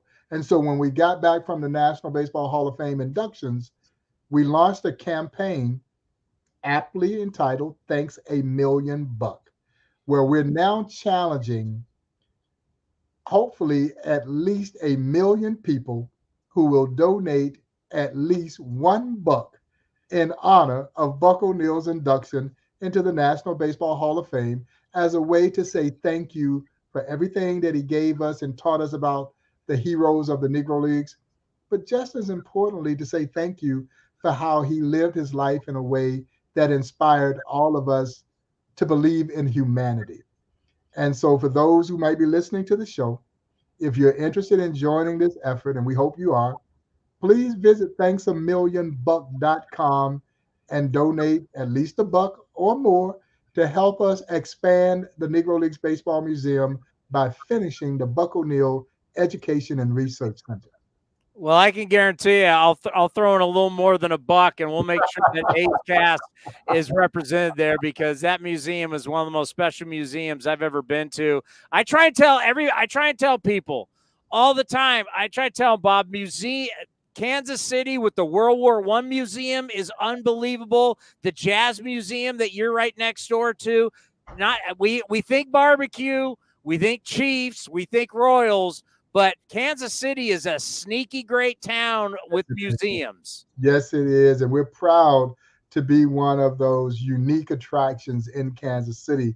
And you mentioned the World War I Museum, which is a national museum. Kansas City's other national museum, the Negro Leagues Baseball Museum, as deemed and designated so by the United States Congress in 2006. And that is something, Cody, that we're so proud of. Here's a little museum, guys, that started in a one-room office. That office wasn't much big as the office space that I'm sitting in. And guys like the late, great Buck O'Neil and other local Negro Leaguers who were still with us at that time, they literally took turns paying the monthly rent to keep the office open. And as I like to say, keep our hopes and dreams alive of one day building a facility that would pay rightful tribute to not only one of the greatest chapters in baseball history, but as you well know, one of the greatest chapters in American history. And that's the rich, compelling, inspirational story of the Negro Leagues. And so it's very special to go from a one-room office to now being recognized as America's national Negro Leagues Baseball Museum is very improbable. But so was the success of the Negro Leagues. When the Negro League started in 1920, no one gave it any chance of succeeding. Well, it would only operate for 40 years, and then it would change the game, but more importantly, it would change this country for the better. And now the museum is here to document that story, to bring it to life, to chronicle and celebrate, and hopefully inspire others to not only learn this history, but to understand how you can overcome adversity. Because that's really what this story is about. And I remind people all the time, it's not about the adversity that they faced. And they faced a tremendous amount of it, but more so how they overcame the adversity. You won't let me play with you in the major leagues? Okay, I'll create my own league.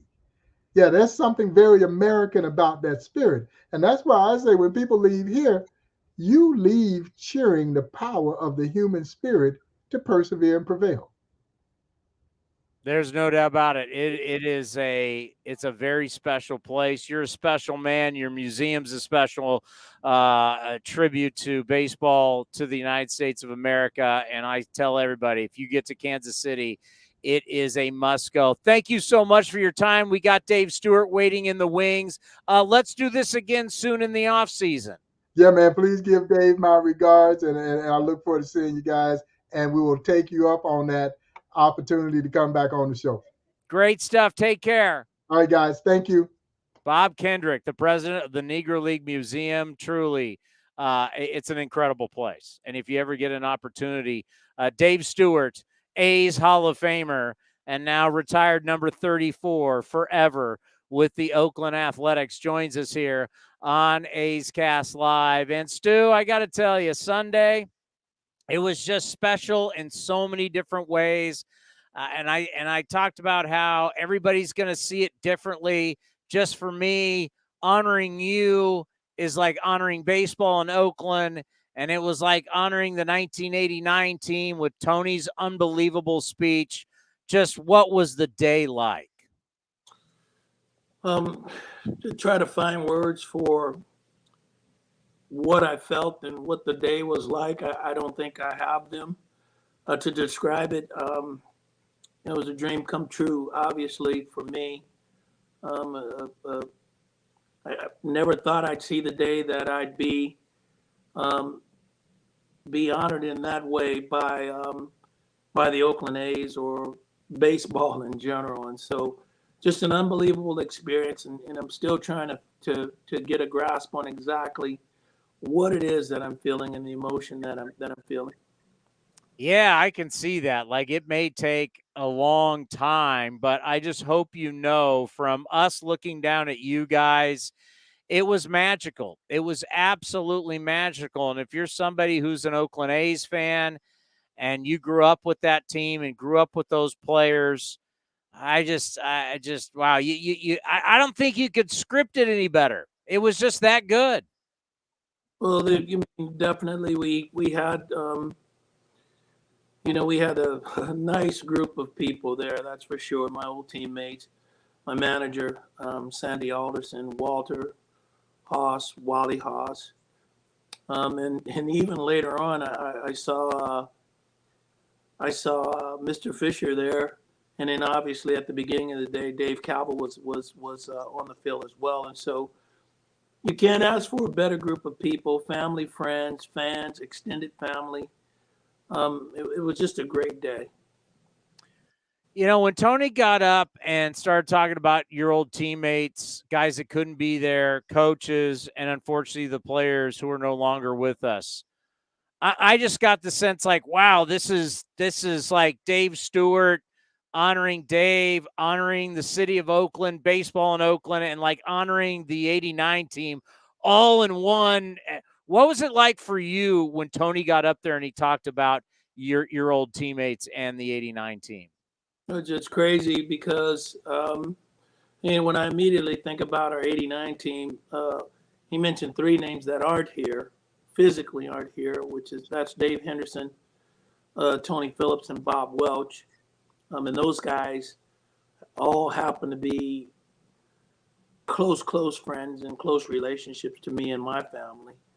And so I immediately started thinking about them. And then, when you've got Gene Nelson and Kurt Young, Mike Moore, Ron Darling, the group of players that weren't there, Dave Parker, it just brings back the memories of more what we did inside the clubhouse. And quite frankly, we were great teammates and we did a lot of things away from the ballpark together, which I think put everything in the right place to be successful on the field. I played with some great guys. I think about your legacy in baseball, and I've talked about it with you, whether we've done it here on this show or we've done it doing NBC Sports California, where, it's Dave Stewart, the player, Dave Stewart, the coach, Dave Stewart, the executive, but it's not over for you. The journey continues to go. I mean, you still, the agency with the family, you've represented a lot of players, you've done everything but be an owner. Well, now that's going to change. I mean, a lot of people may not know if they haven't seen articles, probably hasn't been covered enough. You're in Nashville now. Tell everybody what the next step in your baseball journey is. Well, I'd like for it to be an owner. I'd like to be an owner of a Major League Baseball franchise. Here in Nashville, we've got an opportunity to do that. This is probably the number one city for expansion, which that's what we're looking at, expansion baseball.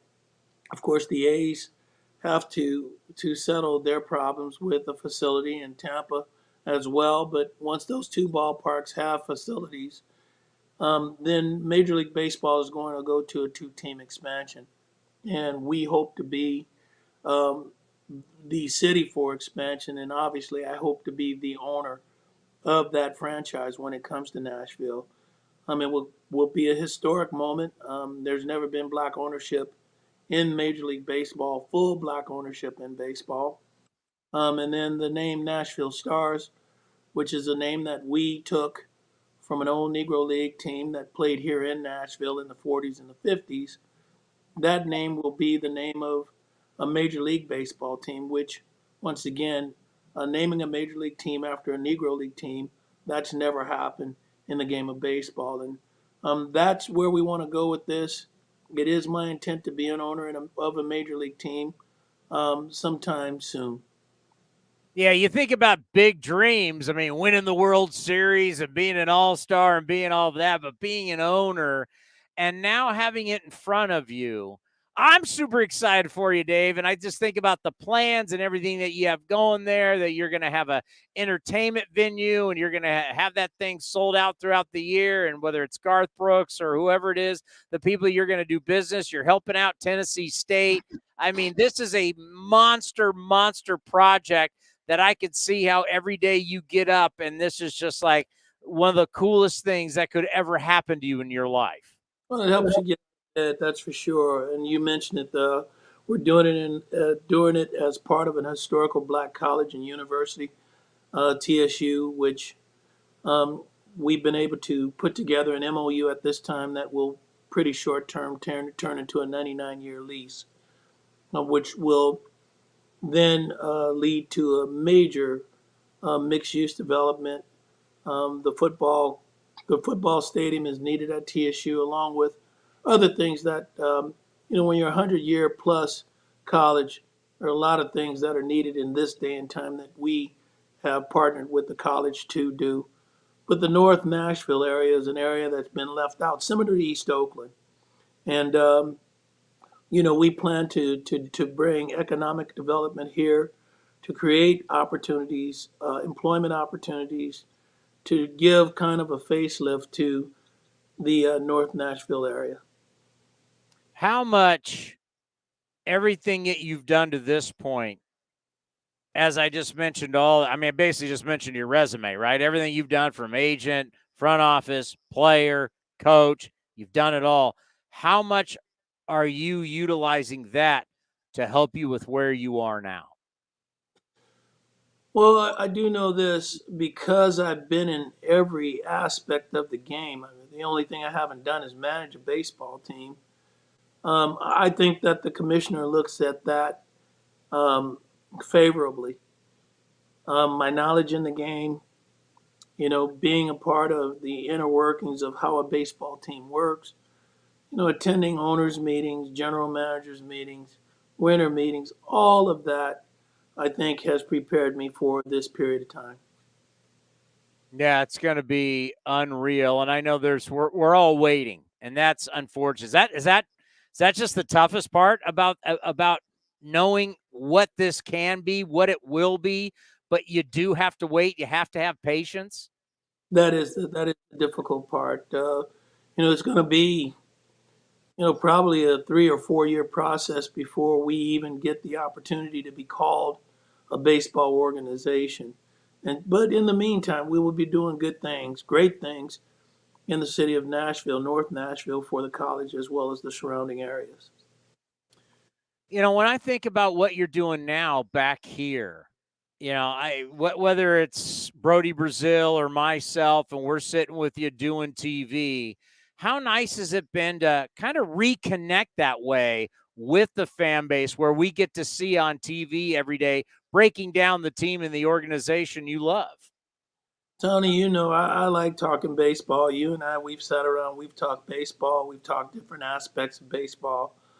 But the great thing for me is having a fan come to me and say, man, we really appreciate what you talk about on television, and you give us a better understanding of the game. And, you and Brody, you guys look like you have a great time when you're doing it. We're in a period of time when the team's not playing very well, but it's entertaining to watch you guys. And it doesn't make it so bad. Those are the things that make the job worthwhile for me, having that opportunity, one, to kind of put you in my front room and talk about the sport that I love, that I'm in love with and have been in love with for over 46 years. That is the good part of everything that I do there at NBC with you and Brody and Shooty and Bip. It's just great being a part of the NBC family. Yeah, and you even had great banter leaving the studio at Giants fans as you leave in San Francisco. There's we my home when I'm in town is a place called the Hotel Via, and walking from the hotel to the studio, there's a couple of spots on the corner, eating places and drinking places, and the Giants are in town right now. So if I was working at this moment, I'd have to walk past those fans, and man, we have a good back and forth. Yeah, they're actually classic stories. Hey, Stewart, what about those A's? Not doing so good now, are you? But they always know you got them on 89. Yeah, but then their comeback is, well, what about all the years we did it? So there's some good back and forth, but whether you want to or not, I'm a kid that grew up on both sides of the bay watching baseball. My first team was the Giants. My last team was the A's, and I played for the A's, and so I'm a Bay Area fan. Well, being from Oakland, and I know whether we talk to Ricky about this or Bip Roberts or anybody who grew up in the city, I know how important it is for you to have the organization get its stadium. Just talk about how important it is to not only for your business venture, you need the A's to be healthy for Nashville to work, but also for your heart and your love, you need the A's to work here in Oakland. Well, Tony, once again, this is another topic you and I talked about. I don't think that the city understands, and when I say the city council is where this thing is sitting once again. I don't think that they understand the benefit of a $12 billion development in downtown Oakland at Howard Terminal. How good this is going to be for the city, the revenues that will be created by this development, the ability to put Oakland back on the map, the ability to have people come across the bridge to this side of the bay.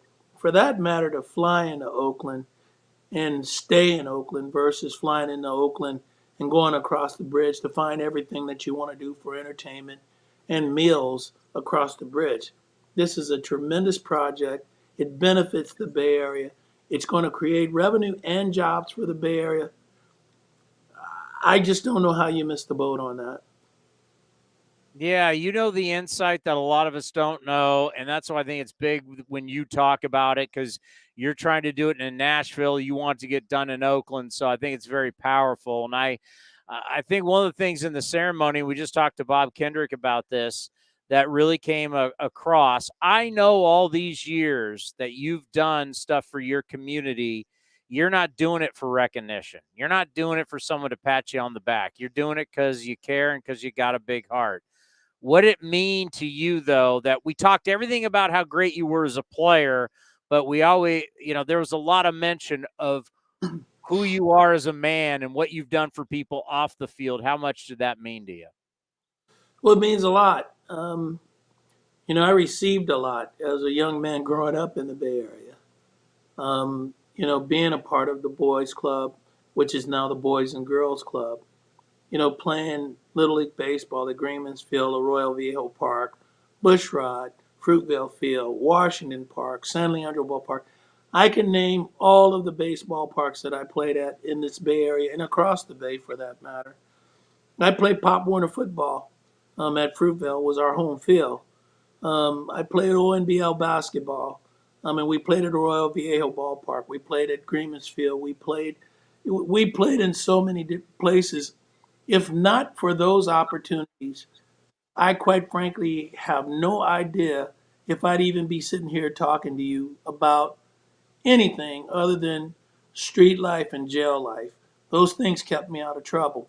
And so my piece back to the city of Oakland has been to be a good servant to the city and be a good servant to the people of Oakland, California.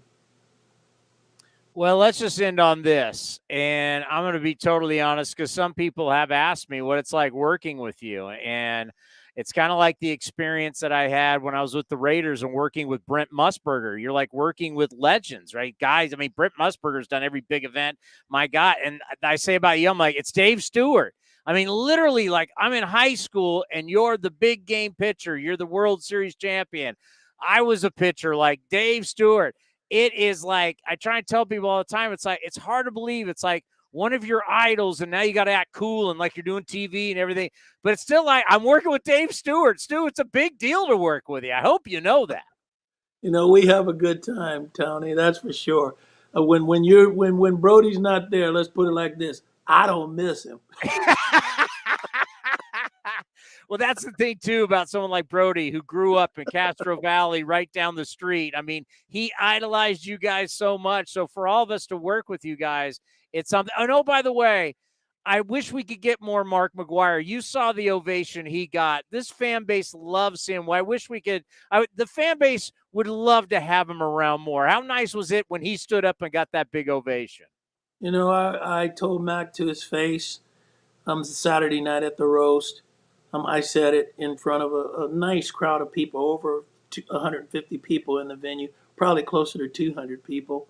And I said it to his face. I said it in front of those people. Mark McGwire was, in my opinion, one of the best teammates that I've ever had. A gentleman.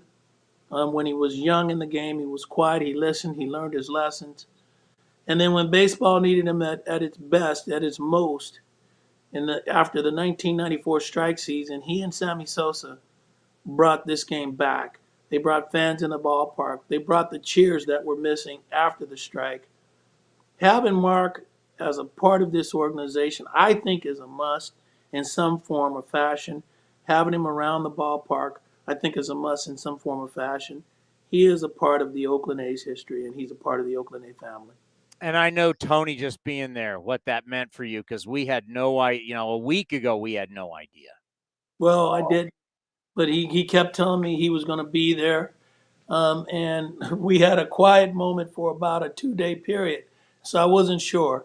But when he showed up at the roast, it was just so meaningful. It actually brought tears to my eyes. Yeah, very special. His speech was so special. You're an A's icon. You're a baseball icon. You know, we wish you nothing but the best with everything you got going in Nashville right now. And one of the greatest things is that you'll live forever. You're number 34, retired, and you'll live forever with the Oakland Athletics. I know how much that means in your heart. It is.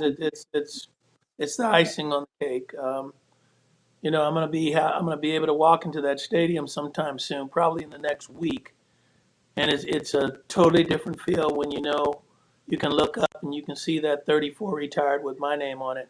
Raleigh Fingers carried that number very, very well, and I was honored that he would allow me to wear that number even after it had been retired.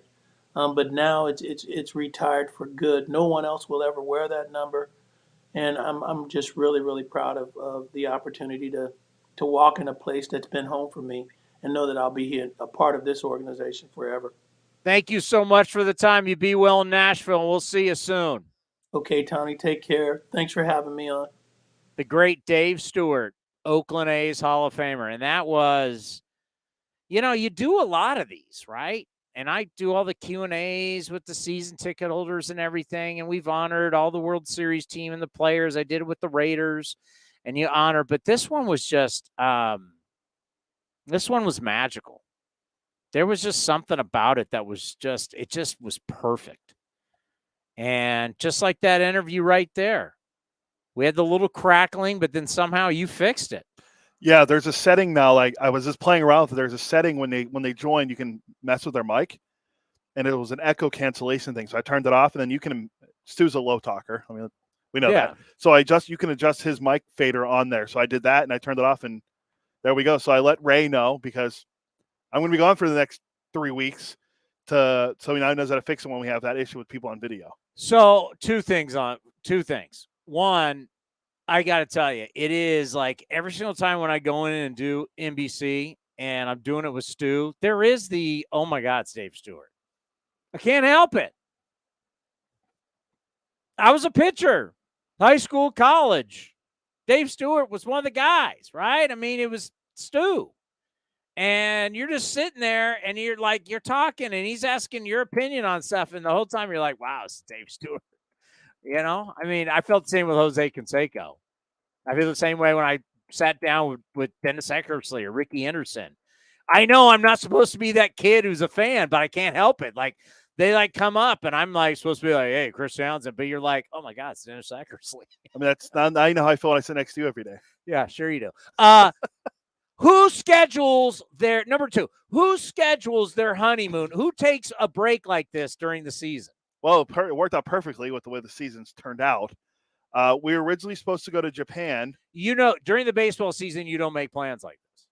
Well, honeymoon's different. Sorry. Why is it different? I'm wired differently. Why is it different? We were supposed to go to Japan. No one takes vacation during the season. Are you sure? I've seen a lot of people take vacation. No, that works on the broadcast. You're around the broadcast. You're not supposed to leave until someone after get me Ken Korak on the phone. No. Those are rest days. That's not vacation. He's not going to Maui. He might be playing golf with me, but that's a whole nother ball. And don't even try and throw the Masters at me. And let me tell you why you can't. You weren't even here for opening day. I was here. I was here grinding. That wasn't vacation. That was going to another sporting event. And that was my 50th birthday. That's something special that happens one time in your life. Well, some people it's only once for getting married, but this is my second. Yeah, as I say, this is his second honeymoon. No, not so special. I didn't do a honeymoon the first time. Doesn't matter. Second marriage. So what? Like 5 years when you're on your third, all of a sudden it's going to be like, oh, I'm going to the Poconos. Well, I mean, it's close to home. Real quick, because we only have a minute. Our people don't even know what the Poconos are. I know. It's very beautiful there if you want to go check it out. Flamingo Kid, check out the movie. We're supposed to go to Japan. What? We're done? We're supposed to go to Japan, but there was a lot of stuff going on in Japan this time of the year, so we picked it out perfectly. My wife has the entire month of September and beginning of October off. That's how long she is off, paid from Kaiser. So she's off. So we're going to Iceland for 8 days, and then we're going. Wait, we can't find nurses, but she's off for a month. Hey, when you plan us a year and a half, They have plenty of time to staff people to fill in. Wow. So 8 days in Iceland, 5 in Ireland, and I'll be back for the last homestand or last 3 games. I got to be honest with you. I heard Iceland, and that didn't say honeymoon to me, but you're saying it is. No, well, it's beautiful. It's beautiful there. I can't wait. I'm interested in pictures because I think Iceland. I think cold ice. Yeah. So there's a lot of cool waterfalls, a lot of historic stuff we're gonna do. Can't wait. My wife wanted to go to Ireland, so I've never been there. She's been there, so we'll see. A lot of castles we're going to go check out. Now, Ireland, Ireland doesn't say honeymoon to me. No, either. Iceland, I'm hearing you're telling me lagoons and stuff. Yeah, okay, we're doing the lagoon next week. All right. What time's this game? 5:05, so 4:05 pregame. You know what's great about doing the show from the road studio? You can just take one headset. I just turn it on. I don't have to leave the field, walk up the steps. By the way, the elevator at the Coliseum was out for 2 days. Oh, good thing I didn't work those days. Oh. Now, the stepping part, that not a problem, right? Need exercise. It's I've got places I got to be. I can't be late. If I'm late, the broadcast doesn't start. True. And then I had the season ticket holder event, and it was a mess. Stu, though, if there's going to be a guy that you're going to honor that's not in the Baseball Hall of Fame, because, some organizations said, hey, you got to be in the Baseball Hall of Fame to get this. He's the guy. Yeah, just like the Giants did with Barry Bonds. He's not in the Hall of Fame, but they honored him. I get what you're saying. I'm not comparing them. I'm just Bonds saying. There's a different reason why Bonds is not. True, but I would say Will Clark. Okay, good one, yeah. Will Clark, they retired his jersey earlier this year. And he did his whole I'm a Giant and the fist pump in the air. I watched the speech. It was on TV one day, so I watched it. He's a really good speaker. So just listen to him talk about this. I'm telling you, I waited there my whole life for something like this. LSU guy, right? No, Mississippi State. But he's from Louisiana. All I know is I had to work at NBC with Dave Stewart the day of the Will Clark thing, and to watch everybody be so giddy over it.